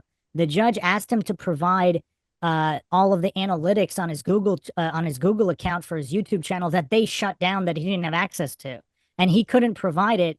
So they ruled against it, which is illegal because that's not to mention in order for something to be defamation, there have to be damages. So all of those Connecticut parents, they would have to demonstrate that they either couldn't get a job because of what Alex said or whatever in order for it to be defamation. Can I say something funny about, not funny, well, just interesting about those Yeah, parents? So all of the parents that lost their children that day, very sad, very, very sorry for them. Do you know the average age worldwide of people that have kids in first grade? The average age is something like 23 or 24 or something like that to 32, because you could have several kids. right. That's the average. The 95% of people with first graders are in that range. Do you know what the average age of the parents that No lost kids on idea. that sad day? No idea. 50. That's curious. It's never happened. I think it was 50 or 47 or 52. I forget the number. It was right around 50, right? That's never happened anywhere ever in all of history in any society anywhere on earth, except that day in that class. Well, also, have you seen my Columbine coverage? No. I have the most extensive Columbine. Eddie Bravo actually contacted me about going on his podcast for Columbine. So Columbine, needless to say, did not happen as advertised on the idiot box. It could have been a whole MK Ultra operation. I'm not even saying anything about what happened, what didn't happen. I'm just saying the Yeah. average age of those parents was like almost 50. And then the other thing is, you know that the Sandy Hook choir sang at the Super Bowl to honor all of those poor children that were murdered, right? And Yeah, they I sang saw that. Jennifer Hudson at the Super Bowl. Do you know that all of those kids are missing? I know that they refused to give their names. Every single kid Yeah. has never been seen again. Yeah, that's strange. Isn't it But weird? obviously, the narrative for the incident in Connecticut is exactly as advertised, or perhaps even more people died. Perhaps Maybe, there were, maybe. perhaps there were hundreds more deaths, and if you don't believe it, you're a denier.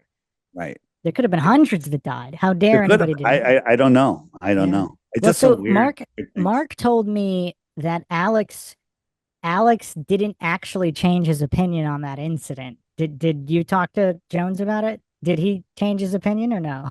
I think that entire trial was just a thing to scare people from talking about false Incident. flags incidents. Yeah.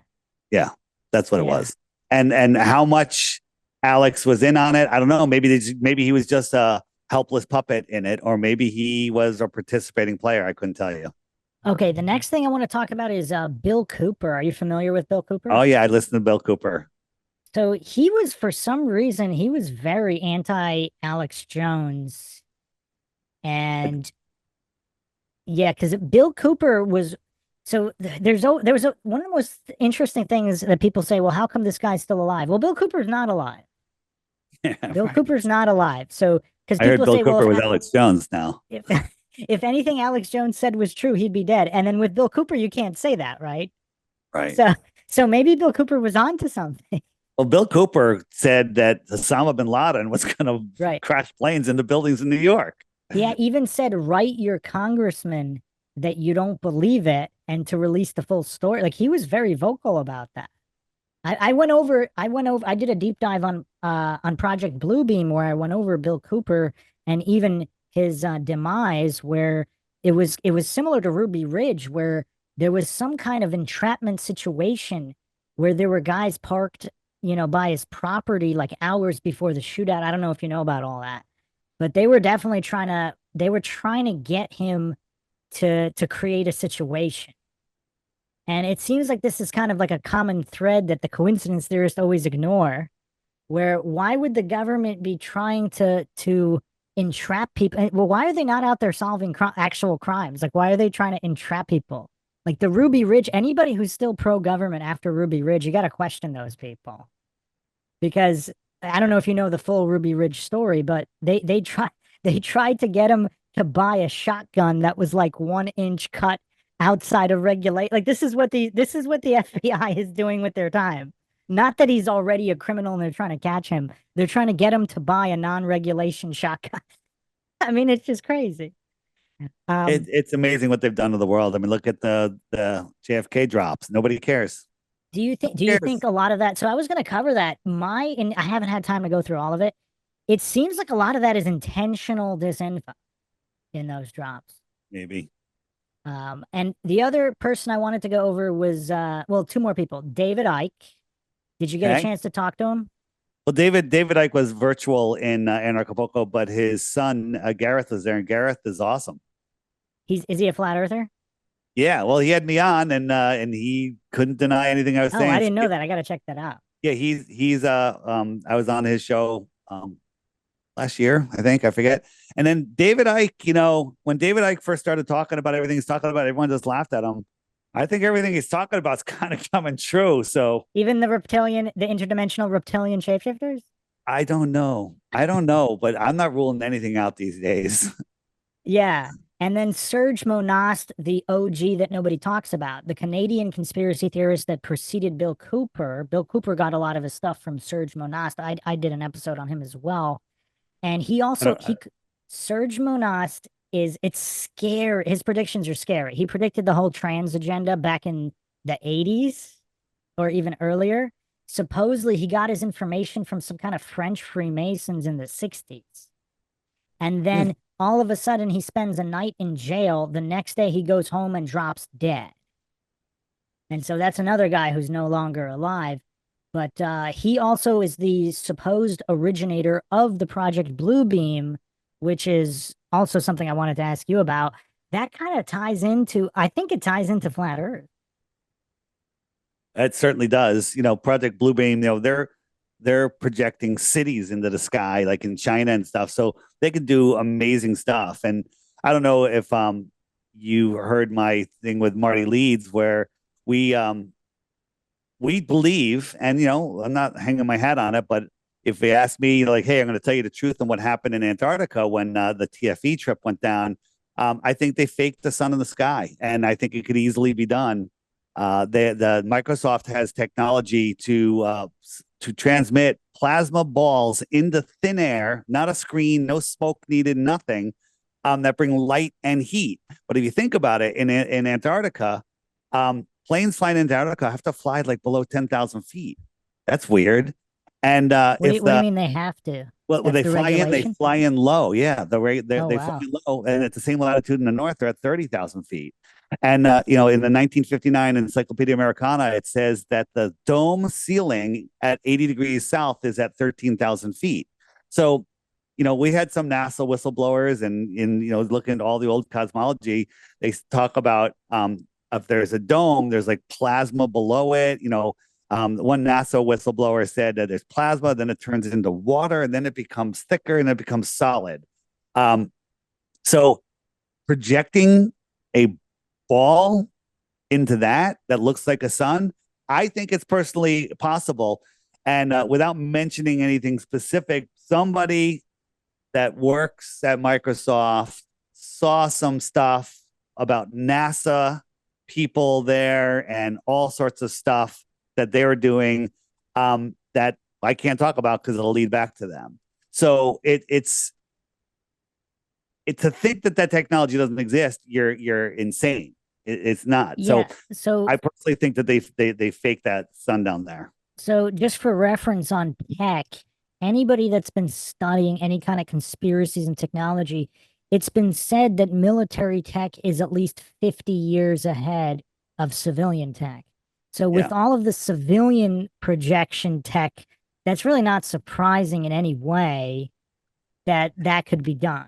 And if it was done, the one guy in the world that is qualified, the most qualified person in the world would be the one of the top guys at Microsoft. He happened to be vacationing with his wife in Antarctica at that time. Just weird. That's a coincidence. Just a Of coincidence. course, I mean, Stop Antarctica is it. practically Cancun for trips nowadays, right? It's all Yes, yes. coincidental. Right, right. So again, you know, again, I know not even pushing that hard. Like, I don't know if I'll ever be able to prove it.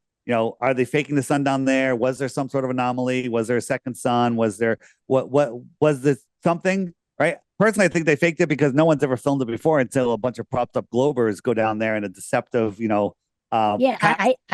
one of my things with Antarctica, I think Austin brought this up too, but I did an episode on Antarctica. It's beyond belief. It stretches credulity too far to believe that after decades and decades and decades of full-time year-round scientists not one of them has a webcam that's just going to leave it on for 24 hours? No, no, no. There are webcams, and they cut out the 10 hours. You know that. You've seen that. No, no, I'm talking about like private. I'm talking about just not the official webcams. I'm talking about just random guys, like let's say a gamer, right? They're Yeah. scientists that play games. They have webcams. They're not just going to turn it. And I'm talking about like a cheap like a cheap webcam. They could just point it out the window, like not as part of an official one. At this point, they can do that because if they are faking the sun, who knows, they'll fake it. Here's the funny thing is TFE, and I don't want to get, I really hate talking about it, but I think we need to address it a little bit here. TFE was designed specifically for me. I was the one that was supposed to go. This is a massive operation. Right up there with the moon landing. I was supposed to go because I'm waking up too many people. This app is waking up too many people. It's bringing people together. They don't want that to happen. And so they want to take down the map and they want to take down me. And so, like, oh, free trip to Antarctica. And I said, immediately, I saw right through this. I'm like, it's a false dichotomy. I want nothing to do with you. Don't ever email me again. You're a demon. Hit the road. Right. And so what they did is they had their people contacting every influencer in my life. Now, I've been speaking at Anarchapulco in February. This is back 6 months before. They're calling the heads of Anarchapulco and all the people there going, Dave Weiss was offered a free trip to Antarctica. He turned it down. You should let him speak at your conference. You should convince him to go. You should convince him to go. They tried everything. And then when I wouldn't go, they're like, okay, we're going to go to the next on the list. It's Jaron. And Jaron goes, well, I'm not going unless Austin goes. He goes, okay, Austin will go. And he goes, well, if the sky is hazy, I'm going to say that doesn't count because maybe you can project something into the haze. And Will Duffy goes, if it's not crystal clear blue sky, it's a win for flat Earth. How often is the sky blue in Antarctica? Do you know the answer? I have no idea. I've never been the there. sun did not show at that place where they went at whatever the name of the base was for 2 or 3 months. It hadn't shown its head once. And then the day they got there, it was 9/11 blue. Okay. So funny. there's so much evidence. And then again, Will Duffy is in trouble with the law, with with FINRA, and has SEC charges against him. He's got millions, over $1 million in fines up against him. He's paid $500,000 already, and he could have possible jail time. But the only thing that matters to him is settling the flat Earth debate. Are you kidding me? He's dedicated his whole life to it, even though he should be worried about going to jail and losing all of his money. I'm more interested in what was going on with Jaron and Austin because Jaron always struck me like he doesn't look that smart, but he actually was pretty sharp in a lot. Like if you watch some of my earlier analysis, just again, don't judge a book by its cover, but I mean, we all kind of naturally do that. But when he kept getting in all these zingers and making all these great points, like I was really surprised at how sharp Jaron was.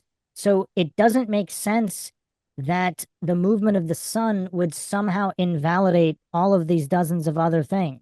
You have to remember the movement of the sun comes with all of the other heliocentric garbage, which we don't have enough time to go through. It has to be, hydrogen and helium can create balls with gravity in space that burn 640 billion tons a day for billions of years and never get smaller, right? You have to believe the whole moon and but didn't Jaron sizes, wasn't temperature, Jaron, refraction, Jaron, but wasn't Jaron himself part of some of these laser tests and these long range photography? Absolutely. And he's the mirror test, the mirrors can't refract over. He knows all the arguments. And now he went to Skeptic Con or whatever, and he was on stage talking. And the argument he brought up is something that's been debunked for years. I mean, the star rotation, clockwise versus counterclockwise. And, oh, yeah. And he's like, I don't know anyone in the South could ever become a flat earther. Here's the other thing. I don't know what happened to Jaron, but this is not organic. And one text message that he sent when he first said he was flipping, one of our guys, I'm not going to mention his name, not that it matters, said, Jaron, hey, we should talk. And Jaron texted back, I've gotten myself into a situation and I don't know what to do. No need to talk. That's the last coherent thing that has ever come out of his mouth. Okay. And I don't know. To me, that sounds like he's in some trouble. Now, Austin never actually, he was making fun of people who think that the TFE proved a globe. So I don't know. It seemed like he did not, it seemed like if he were to be compromised, unless he's more of a long game kind of guy, but he just seems, I don't know. He seems too smart. I don't think Austin's compromised. I think at worst, at best, he's just trying to deal with, he's got a new baby. He's just dealing with family issues, and it's a lot of stress, and there's financial issues that go on with it. And that's a lot to deal with. And I can understand why he's kind of stepped back from the scene, because the whole community turned on him. He's a shill. You knew it from the start. You went into an Amazon studio, all a bunch of nonsense like that. And even though it's fake, Yeah. they didn't fly into a friggin' Amazon studio or a sphere like Vegas, right? And that makes me a bad guy. That makes, oh, you're defending TFE. No, I'm not. I'm defending stupid arguments against TFE, which was already stupid. So that's the most likely scenario. A bad scenario would be that maybe he got spoken to and said, like, hey, if you speak up, your friend Jaron is going to be in deeper trouble or whatever. I have no idea. I can only speculate. I don't even want to speculate. I been trying to talk to Austin for a couple months, and the only messages I get from him is that he's busy with family stuff. So Mark Sargent offered to go? He might have been on the list, but And Mark saw right through at the beginning. Mark and I are the first ones to call out TFE, and I told everyone, don't go. And Jaron and Austin were like, you know what? Like, we'll go. I don't care if this guy's a bad guy or anything. We're going to go. We're going to report what we see. Right yeah. now, was he in on it already? Was he something happened? I couldn't tell you. I don't know. What Doesn't do make you me a bad guy. I don't Yeah. know. I don't know if anybody's asked you about this guy, but early on, one of the sharpest guys out there was Flat Earth Jake. And for some reason, he has it out for just about everybody, I Oh, for think. everybody, yeah, I because think, he got psyoped by a guy called Cool Hard Logic that said that the circling map doesn't work, and with a really stupid argument. And he's a horrible dude, and he calls himself a different name now. yeah, Um, yeah. and so I don't pay any attention to him. Because I think he was, I believe, unless I'm mixing up people, because he early on, he was doing his own, like, observations and tests, and they were pretty good at He the was. He beginning. thinks that the AE map is debunked. Just today, the day we're recording this, what day is it? Sunday. I just released Space Busters gave me wanted me to upload their new Antarctica video. That was it's showing about all what is it called? Now I'm trying to remember the name of it. Um, Showing all the videos that all of the bases. Oops, all of the bases that were it's called Scam Arctica 2. It's on my Flat Earth, Sun, Moon, and Zodiac channel. And he basically shows all of the data on how it absolutely proves the Gleason's map. Let me just find this little spot.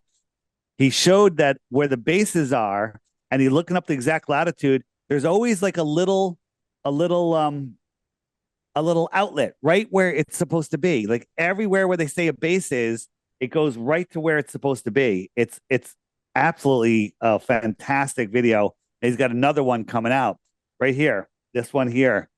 This base at this latitude, you need this little outlet, otherwise it would be in the water. And Oh, I see. on the globe, it would be in the water. Right. We're looking at the official lengths and everything, and the sunrise and the sunset. He did an amazing job. Another globe killer. Finished. It's finished. But they want you to believe that that flat Earth is finished when in fact these bases actually fit exactly where they're supposed to go on Gleason's map, and on the globe map doesn't work. So So you think, just to continue with that, so you what's the allegation here that all of these countries, which is, I mean, that is a curiosity that this is the only unbroken treaty. I mean, yeah, humans can't agree on anything. I right. mean, look at what's going on with the Russia-Ukraine situation back and forth. So that is curious. So you think what's the I'm trying to think of like what we could say is logical. There must be string pullers I don't above. even I don't even know if all of the countries would even need to know that the Earth is flat. Oh, no, no, no. Just the main power, just Yeah, the powerful countries. Yeah. No, yeah, some of these little tiny island nations, they might not know. You know, they're worried about having enough food, so they might not know. But yeah, so there must be some kind of string pullers. So are you of the mindset that that there's all these continents outside beyond the ice wall, and that for whatever reason, like if it's hard to really think about it. That's why the Satan's little season theory is so interesting because it kind of explains a lot, doesn't it? Let me tell you my view on more land. Okay, I think the Southern Ocean within our pond is bigger than they're telling us. Um, I don't know if the ice wall goes all the way around or not. Maybe there's not an ice wall. Maybe there's not. Maybe the more land go out there. But I don't know if there's more land. I don't know what's above us. But we it is good to look at information and speculate and not make any solid claims. Just like, hey, this could be it. Look at the old books, the Iron Republic, the Smoky God. There's all talk about more lands beyond Antarctica.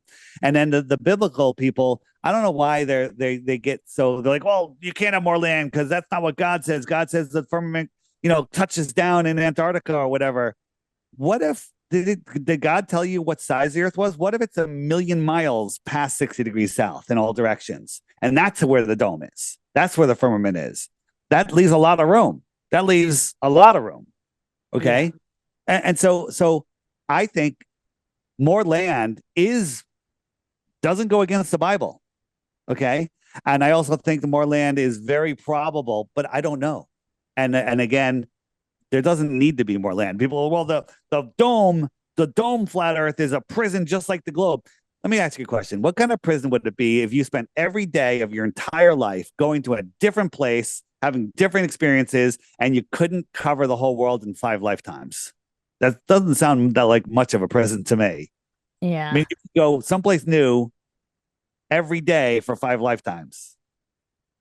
Yeah, it's kind of it's really tough. There's the scale you have to think. A lot of obviously in through my psychology podcast, I talk about how mental weakness is that's one of the biggest issues more so than intelligence. Because you don't have to be that smart to understand some of these concepts. But if you're mentally weak, you're not even going to want to try because you need what I call coincidence theorists. They need their safety blanket of authorities to tell them what everything is so they don't have to think about it for themselves. So they need their blankie. But if to overcome that mental weakness, you can start to open your mind and think, okay, well, if everything's not as advertised, now you can start to really think about some theories here.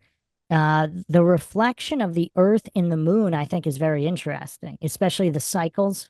I think you brought that up before, Yeah, where the solar cycle is going to warm a different part of the Earth. So we're going to get within the next however many 100 years. Yeah, there you go. We yeah. might have so the current continents might all get covered by ice, and we might have to live on other continents. So like the 26,000 years, so 13,000 years, the sun will be circling over here. The North Pole will be here, and the sun would circle around and melt out this area. That's a possibility. The looking at the moon map, at first I was like, they're reaching. It doesn't really matter. There's some amazing similarities. The And now, first thing I did when I yeah, saw the moon map, I went outside. I believe it was on a close to full moon day. yeah, And I looked at the map and I looked at the moon myself and I was just like, no way. Because it lines up. yeah. Um, and then the Prague clock, right? If you look at the Prague clock, um, Yeah. yeah, it has this whole cycle on it. And they changed the inside of the Prague clock now, which had a kind of like a flat earth looking map on it. It now has a globe, right? That's Well, just a you coincidence, know what right? else is kind of funny? A globe, like that globe, you could say that that's like a globe could be a flat earth. Like if you extend like on a snow globe, if you have the a dome on the bottom, you could have a flat earth globe. So like Oh, in but terms, that's like the what I showed you earlier, the toroidal yeah, field. similar. So a lot of these representate, yeah, yeah. So when some of these, because there are certain ancient diagrams of Earth that are more closer to that, and people think that that must mean that it's a spherical Earth, not necessarily. So there's many ways, many different ways to interpret all of that. It's all very fascinating, and I think it's very telling. I actually, one of the last things we could talk about, this is one of the scariest theories, I think.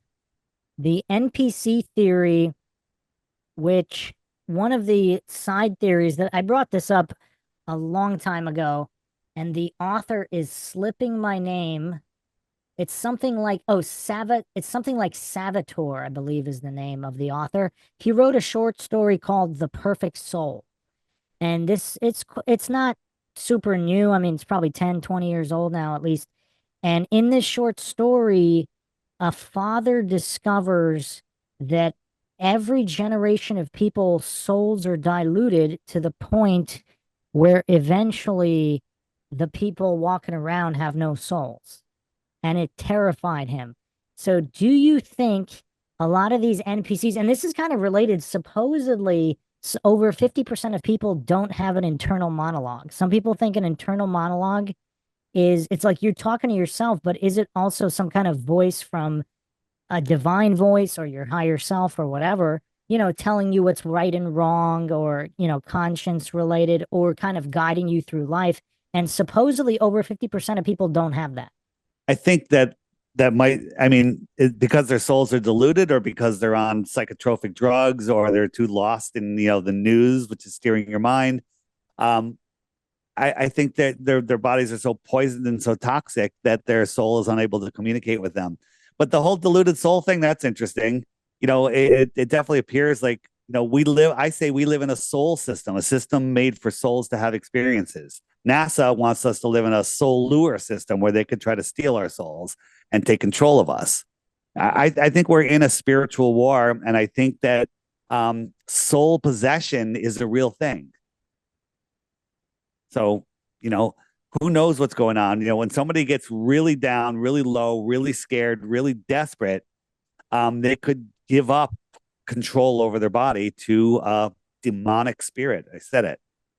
Yeah. No, no, no. I think there's definitely a lot to it, regardless of what you call that experience. But yeah, it seems like a lot of that's going on. I was kind of getting at part of the Tartaria theory, you have those orphan trains. Are those survivors of the old world, and that's people with souls? And are the grown Cabbage Patch Kids clones or whatever, are those the NPC soulless ones? Do I you have don't any know. opinion on that?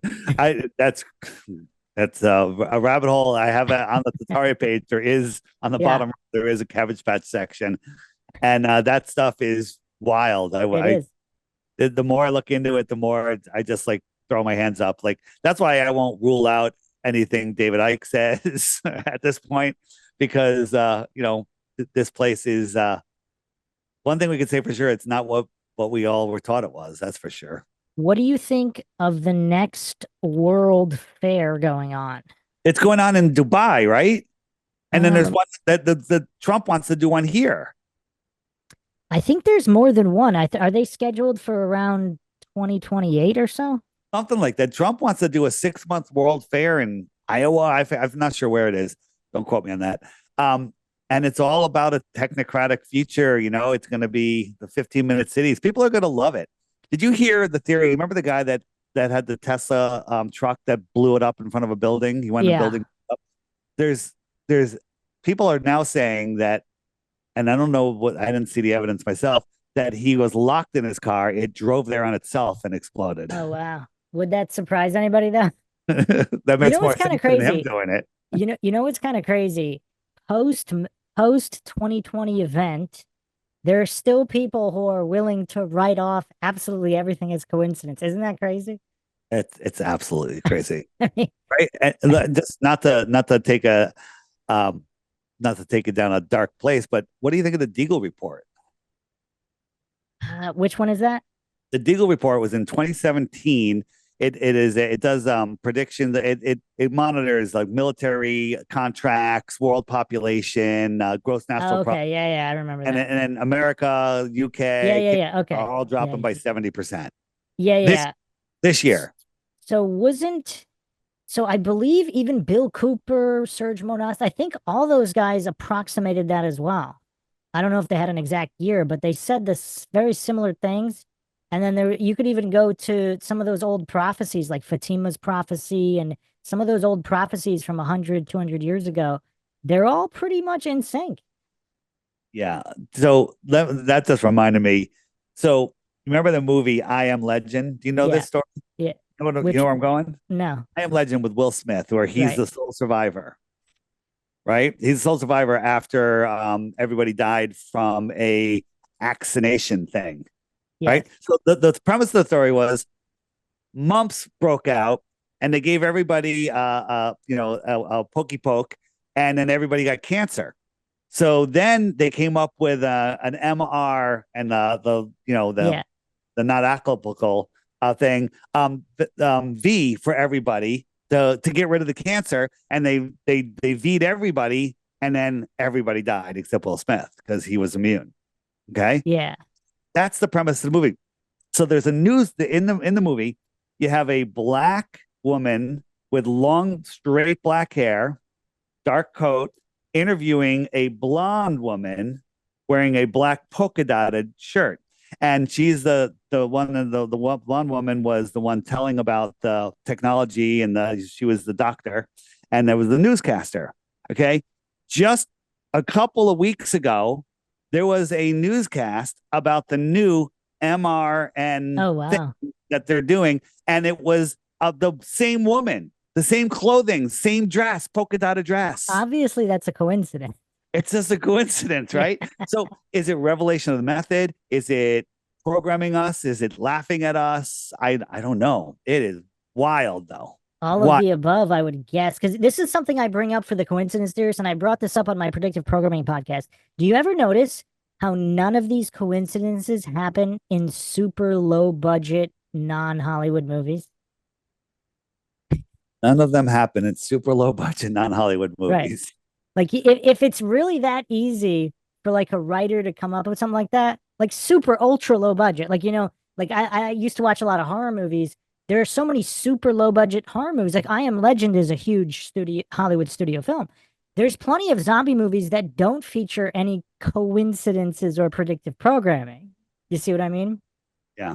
So people that aren't part of the establishment, how come they're never able to come up with any of these scenes that end up happening?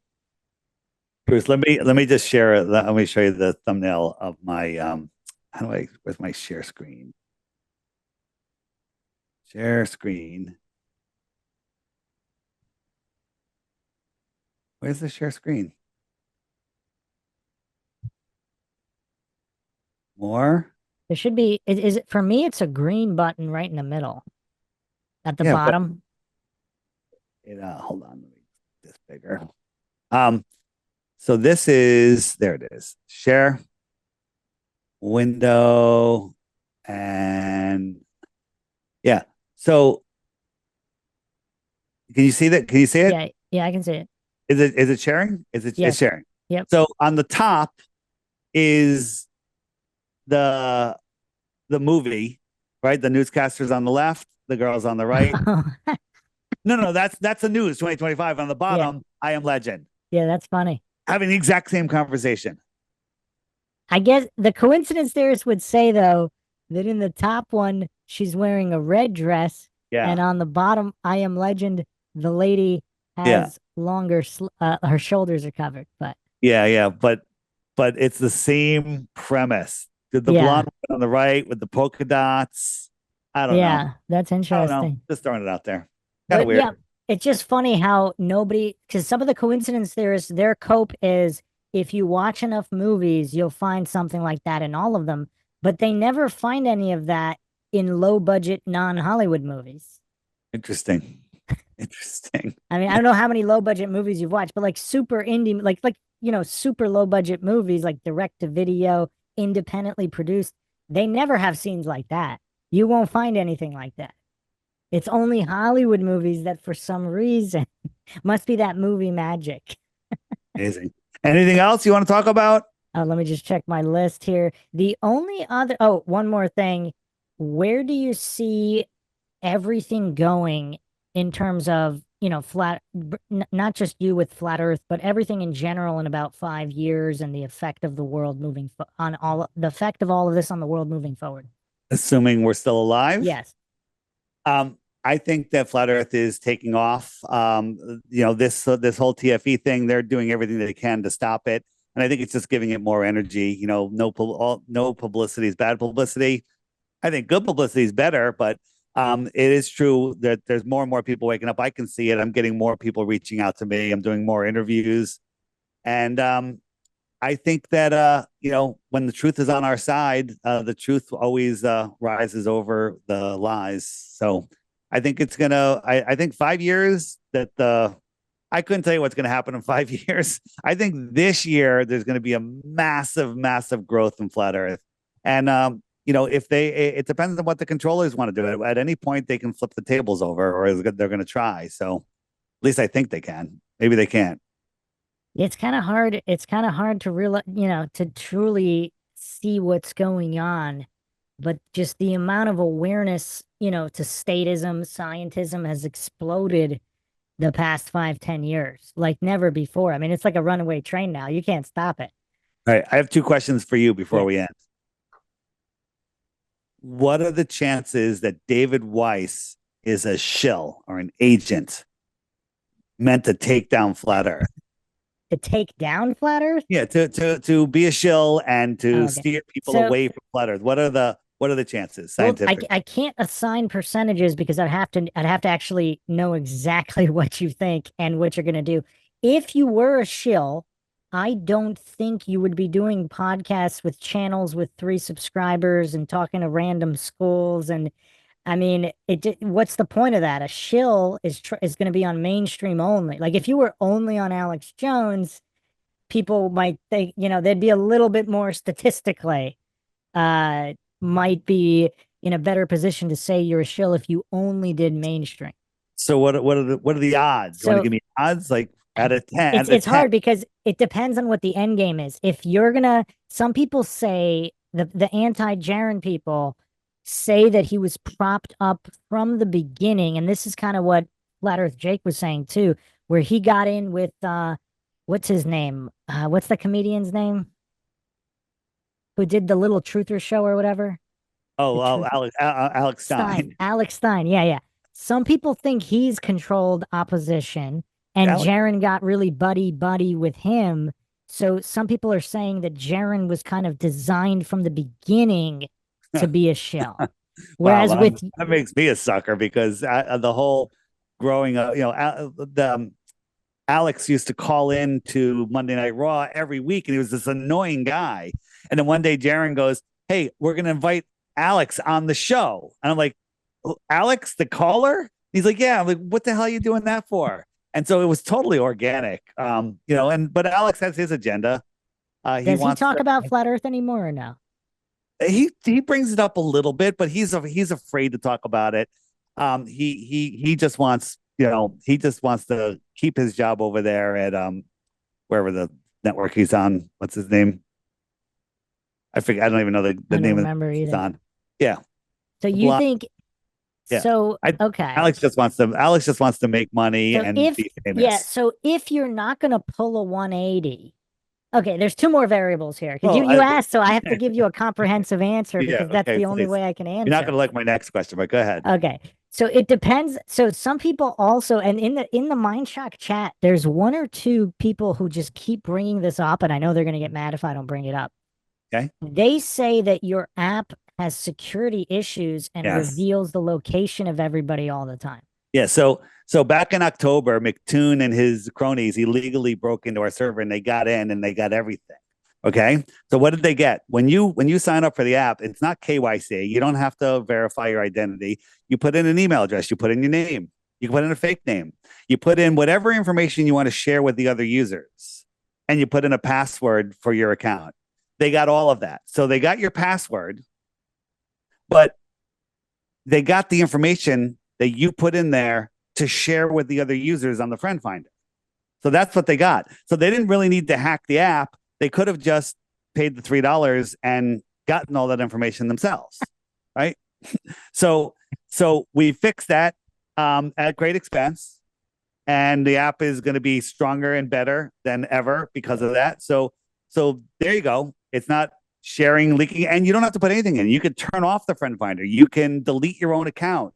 You can um, obscure your location completely. You can not put in any information. You don't have to fill out a profile. So again, it's like I went on Facebook, Bruce, and I got all your information that you put into Facebook for to share with me. So I hacked it. Okay. When yeah, So there when you say you fixed it at great expense, you what do you mean you hired like I security? hired a security team, and it was at great expense. So again, that it was a necessary step for the app as it's getting bigger, and since we're now dealing with cryptocurrency on it and stuff, it's not a bad thing. So I can only thank those guys for And making me step up to the when plate. when was that done? That was done in October.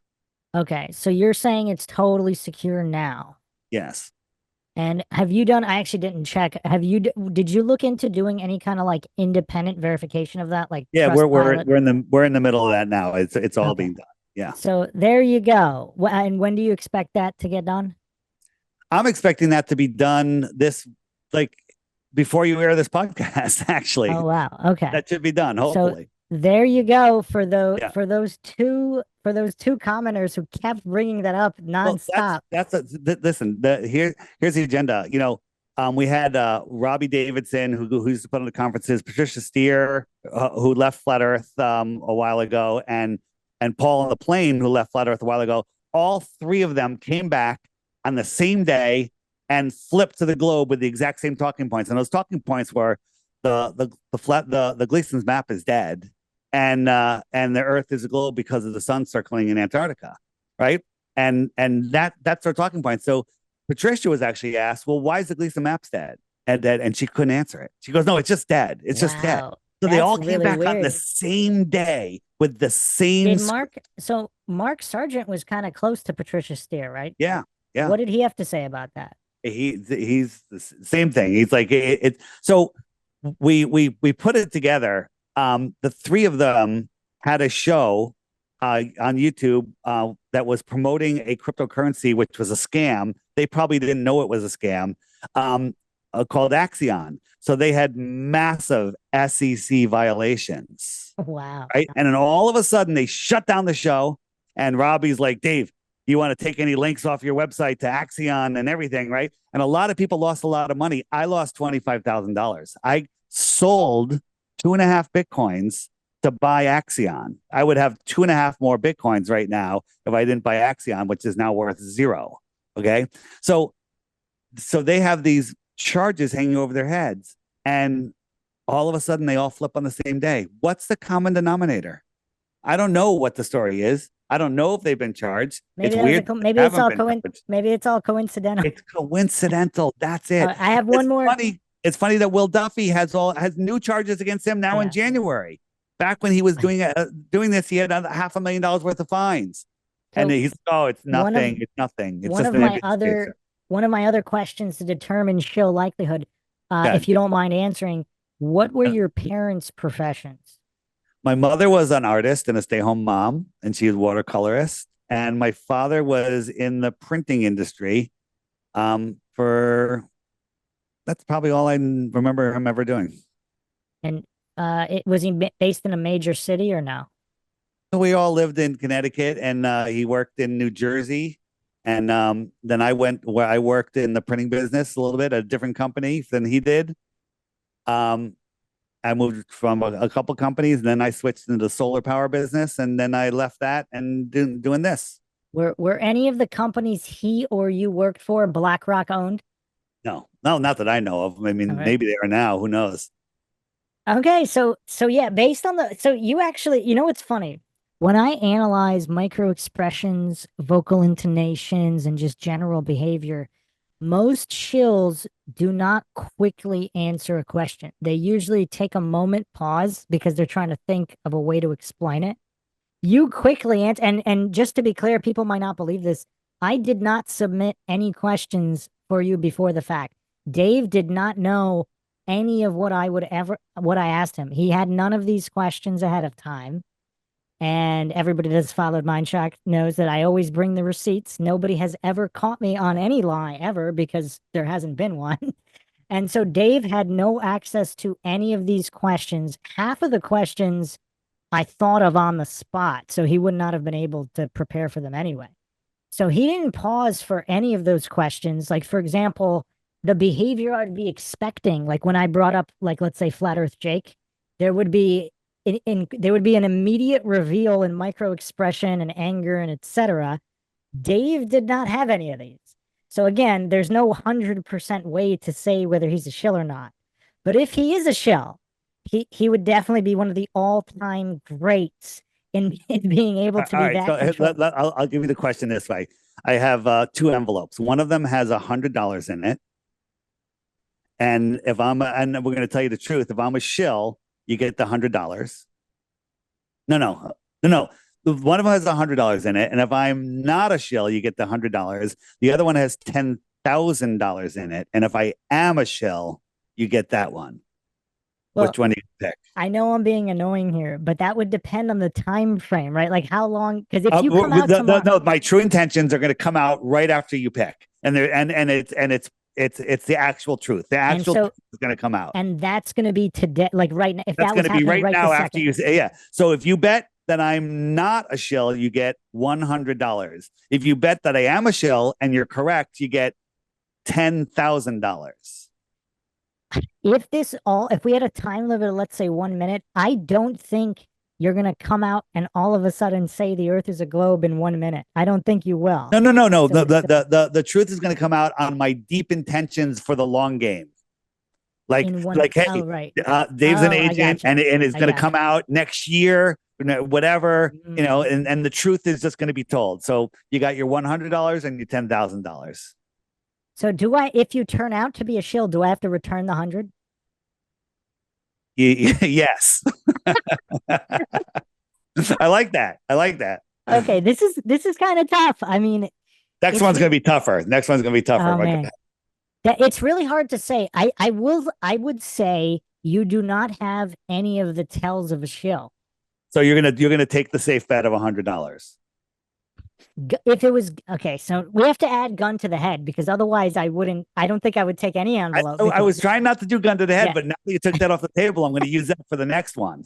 Okay, you Well, if ready? I have to, so I have I'm to not even going to pick. make you answer because I give up Yeah, at this point. Okay, here's the I next one. This one you have to no, answer. I will. I'll say this: if I All right. had to guess, Yeah. I would guess based on what is known about the other shills, the other flat Earth shills.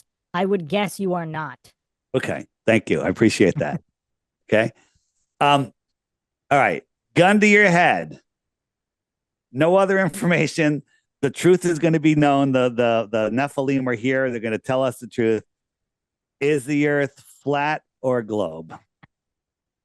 Well, which flat model and which globe model are you Is talking? well? Okay, how about this? Is the Earth a spinning globe in space, the heliocentric model, or is it some other sort of level, non-rotating plane that we live on?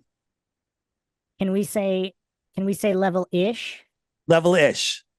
I can go with level-ish. Okay, done. That's it. Anyone? Here's the thing: simulation, extended plane, level-ish, whatever. As long as it's not a spinning globe, we're on the same team. That's it. All right, but again, don't let that bias any of your analysis because your analyses are awesome. Yeah, thanks. Yeah, no, like I said, I'm not prepared to say the Earth is a spinning globe. I mean, one of the major problems with all of these discussions, of course, it's a bridge too far to talk to mental midgets. Again, not an ad hom because I explained exactly why they're mental midgets, just for the people who think that's an ad hom. It is not. As long as you insult people with an explanation of the argument, it is not an ad hom, just for the people listening that don't know the difference. Uh, with mental midgets, they're probably only capable of going so far as helio versus geocentrism, which I'm actually glad Austin started doing that because people's brains melt when they hear flat. So let them keep their ball first. And Mm. because there's really, I haven't seen any legitimate definitive proof of rotation. So it's a little easier to have that discussion than it is to completely change the shape.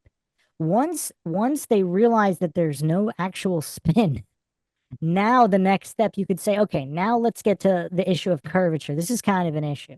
But the big thing for me is the verification of continent location. And for some reason, that has not been done. And people get all triggered when I bring up the planes flying, the experiment I told you about, the planes flying, accounting for all the variables. Because when you have enough planes and you have enough boats and you have the drones flying next to the planes, well, now you can actually verify everything, right? You can verify each of those. So if you can do that, then you have your globe. Isn't isn't this one flight route enough? New Zealand to Argentina, FlightAware says that's the shortest route, but it goes all the way up to San Francisco, all the way over to Texas, and all the way Yeah. back down. So And then they're you look at it, and they're straight line. well, their logic is they need to pick up some more passengers, right? Yeah, but the logic is it's a straight line. What did your mother teach you? Well, here's the thing though. If you don't, that's still, you're still not accounting for what is that? Australia and Africa. I'm talking about this flight route, Yeah. okay? This flight route. This is the globe model, which is not a model, and this is the flat Earth Yeah. map.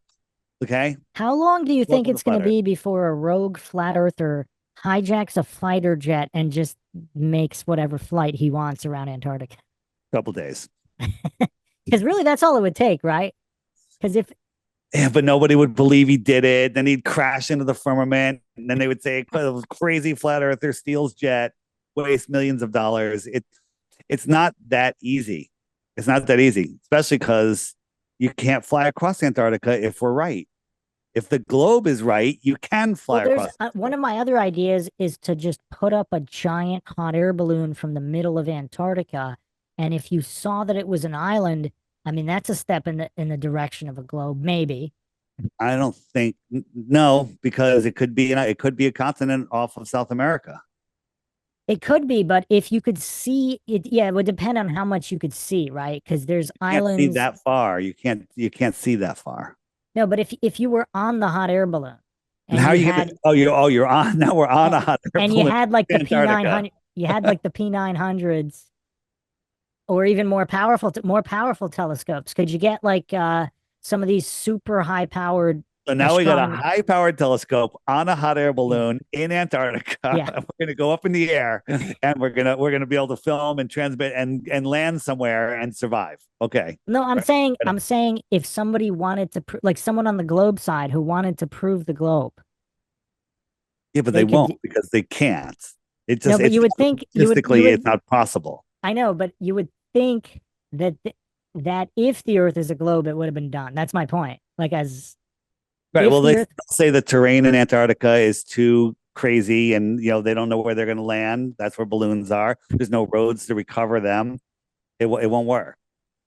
no, I'm saying if the Earth were a globe, it would have already been done. You Maybe see, if it was a globe, there'd yeah. be people flying. You'd be flying over Antarctica from Sydney to Chile all the time. Well, there would also be, I think there'd be way more like tour stations, like full-time tour stations where you can go wherever you want. They'd have road systems. I mean, look at Alaska. There's not a lot of roads, but there are some. You could independently explore Alaska.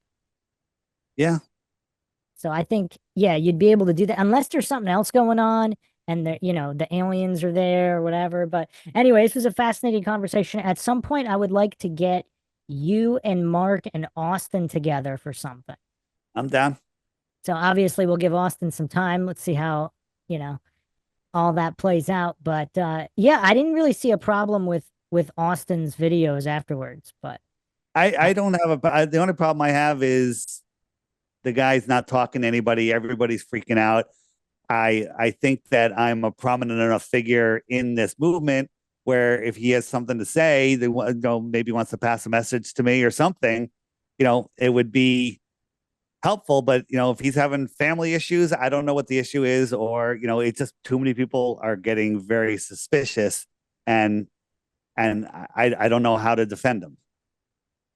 yeah, I mean, yeah, some of those trolls you don't probably don't need to respond to at all. I don't know. I'm talking about just flat earthers. They're Oh, getting right. one's getting worried. I don't respond to the trolls at all. I mean, they're just Yeah. Well, we'll see what their responses to this video is they'll because be all over it. It'll be it's the same thing crazy. with Mark. People thought Mark wouldn't answer some of the questions I asked, and he answered all of them, and so did you. Did you So want to ask me about my Jewish heritage or anything like that? I don't I don't really care about that, but I Good. know Neither do I.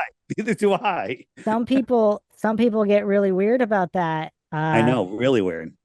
Yeah, well, I mean, you know, that's I don't want to go there, especially not for YouTube, but Yeah, no, what well, I mean, I'm an open book. I've never turned down a question. well, So there, I'm just curious as to what they're going to come up with next because they were basically egging me on to ask some of those questions and yeah, you answered all of them. that's all they So had. They got nothing better than that. they had nothing else. Okay. They were just calling you a shill because of the security issue, which you say you've addressed and you're on your way to independent verification of that. Right. So You know what? You know, Microsoft, Bank of America, Wells Fargo, uh, Facebook, and every other Bank of America, they've all been hacked and lost yeah, that's true. KYC information and social security numbers and account numbers and all sorts of stuff. The stuff in the app, you're already sharing it with everybody else willingly. Yeah. Your password. So we took care of Yeah, I that. don't know. Maybe they weren't even, maybe they were just trolls who weren't for real, but they just kept going on and No, on they about did. it. They did hack into it, and they were able to pull up everybody, and it sucked, but it was illegal what they did, and it was a hard hack to do. And they're the only ones that got the information, and they're like, we're so concerned about everybody's location and everything, and now it's exposed. No, you're exposing it. Okay, it's like it's so stupid. It's so stupid. People know where I live. I give out my address. I'm like Mark Sargent. I give it all out, right? But Yeah. they do creepy things like McToon is calling my daughter. He found her phone Oh, number wow. and That's is messed up. harassing my daughter, right? Did you see my, my anti-flat earth grifter series?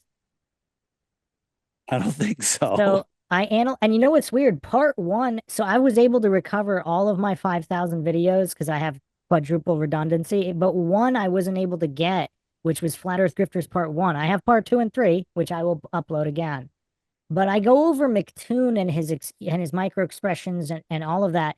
It was very interesting to compare Craig of Fight the Flat Earth to McToon because Craig genuinely seems to enjoy humiliating himself and losing every single Flat Earth debate. Whereas McToon, it looks like McToon is severely compromised and people are forcing him to even talk about Flat Earth. Like he has no joy.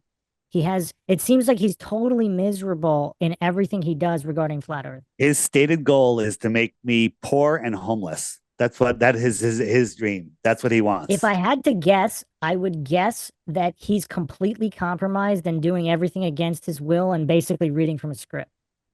If I That had to makes guess. that makes sense. So, because his eyes look so miserable. It's almost sad to watch any of his videos. I told you I was at the Greg Locke debate, and everyone, a lot of people, hey Dave, good to meet you. I'm meeting so many people, and I'm walking by, and one guy shakes my hand, and I was like, hey, what's your name? And he goes, Dave, it's me, it's Michael. And I looked at him. First, I didn't know he was 4 feet tall, and I literally got this feeling like I still want to chop my hand off. Okay, and this was I don't know how long ago. It was a year ago, and it was just such a creepy feeling, and that's it. And that's also where I met Duffy, also. And Duffy and McToon were at the same debate before TFE was announced. That's weird. Yeah. It's a coincidence. Yeah, I'm sure it's all coincidental, but yeah, no, obviously, sorry you had to deal with that. Like, obviously, there's a certain off limits family. I mean, even, I mean, it depends on types of mobsters, but even actual murderers wouldn't, there used to be a certain class of criminal back in the day where they don't cross that line into family, but apparently Yeah, that's that all that gone by that the that's wayside. unexcusable. But Yeah. you know, and he was using a secret UK number. He's routing his calls through different numbers and stuff. Um, Yeah, there's some really deranged. I mean, it's so weird. I just don't call me crazy, but it just seems like there couldn't organically be this many unhinged lunatics acting in this man because you would think they'd have something better to do with their lives if they weren't, actually compromised or forced in some way to do these things.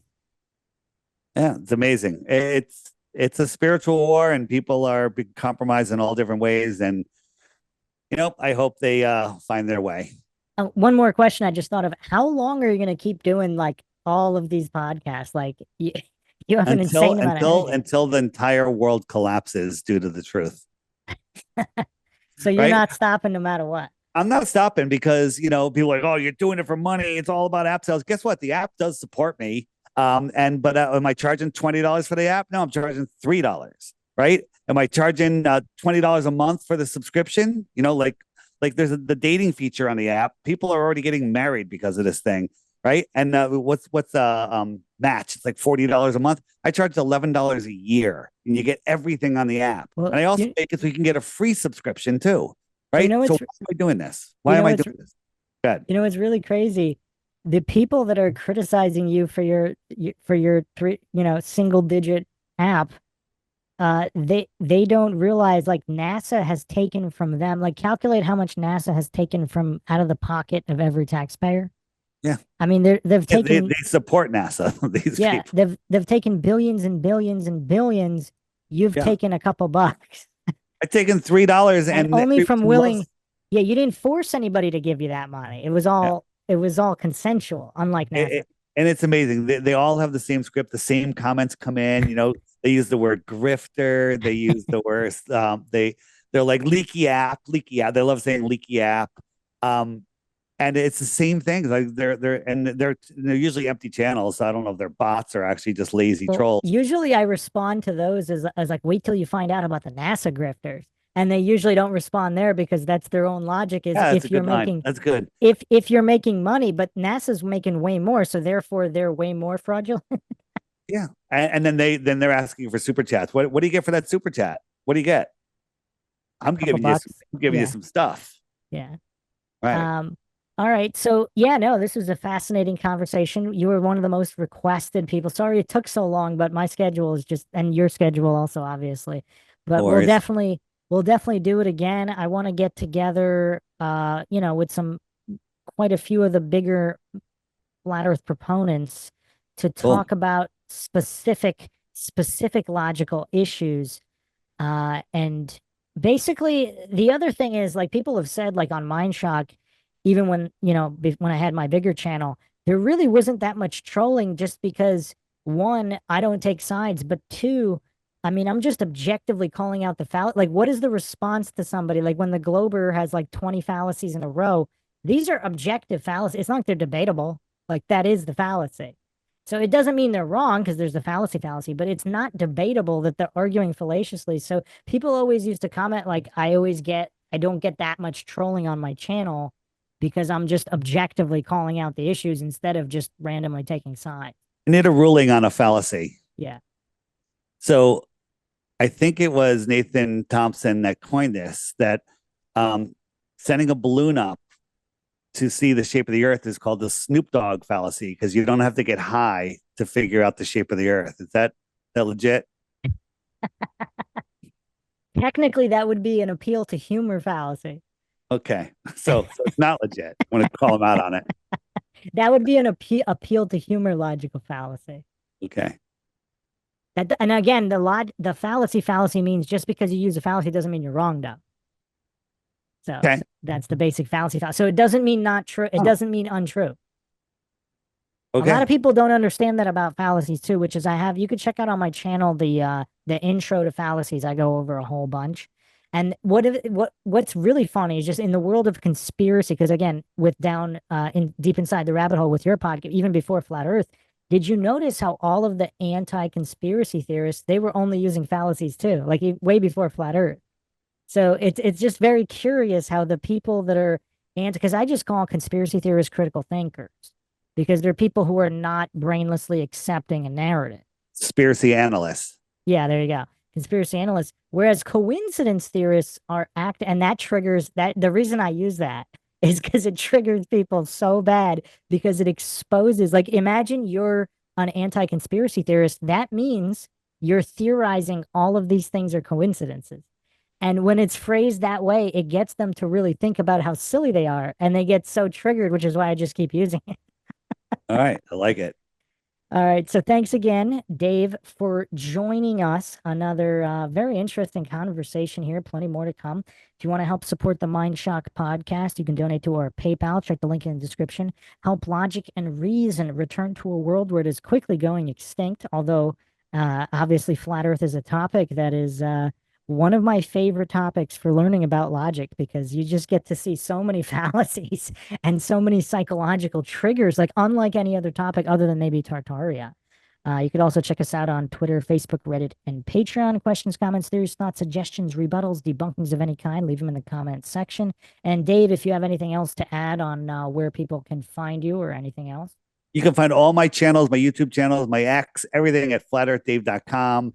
Please subscribe to all of those. And if you have the app and you love it and you haven't left a review, leave me a review because the trolls are out there and they're trying to give me as many 1 stars as they can when, the majority are still 5 stars. They're having a hard time bringing it down, but it'd be nice to get some 5 stars on top of those ones. And that's it. The app is fun. Get it, don't get it. Go to my website, tons of free stuff there. And just remember, you're not stupid. It's stupid. And just one more point, real quick, that we didn't touch upon. If you notice, like, for example, on Bigfoot, you don't have all of these anti Bigfoot grifters coming up and downvoting Bigfoot apps and all these things. Because if you really think something is that dumb, why would you dedicate all of this time and energy to something that's so silly, so dumb, has zero evidence? I just always thought that was fascinating. Like, you don't see these like, how many people are going on Ghost Finder apps and just giving it all 1 stars every single day, going on all of the ghost Reddits and the ghost Twitters on and just saying how dumb it is. Because if you don't believe in ghosts and you think all that's stupid, you don't do that. So it's their subconscious is obviously recognizing something. All right. That's it. Thanks for joining us. This is Bruce Thanks. McGuire signing off. Catch you guys next time. See you.